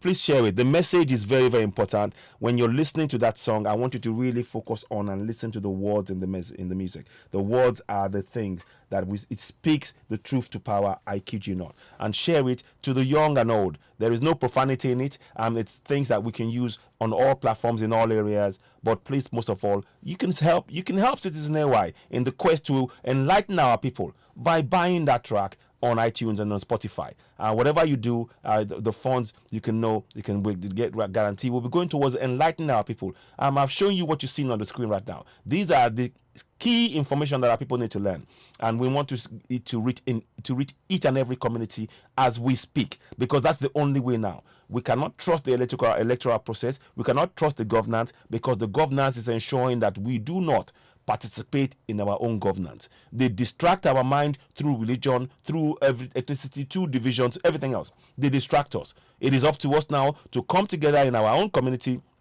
stand as one indivisible unit in our communities, and exercise our sovereignty by participating in our own governance and holding those we elect into office. Because we supposedly elect them. As you all know, the election is always rigged and everything else. But we are going to hold them to account. And this knowledge needs to reach into every single community. I urge you all, whatever you can do to help us, whatever you can do to support the account numbers, the stars, be it subscribing to Citizen on YouTube, the backup channel, please do so. We really need that support. We will not relent. We will continue to awaken our people, because that's only the people can free themselves. Emancipate yourself from mental slavery.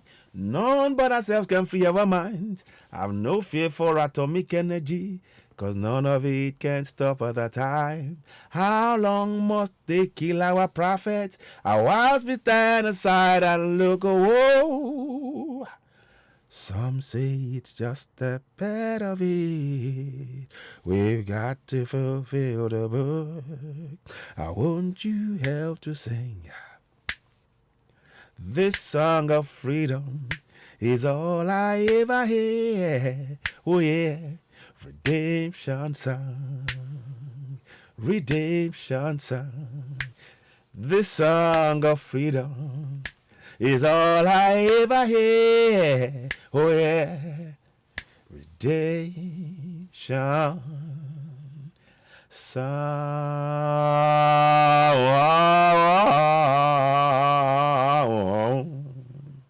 I hope you enjoyed today's program.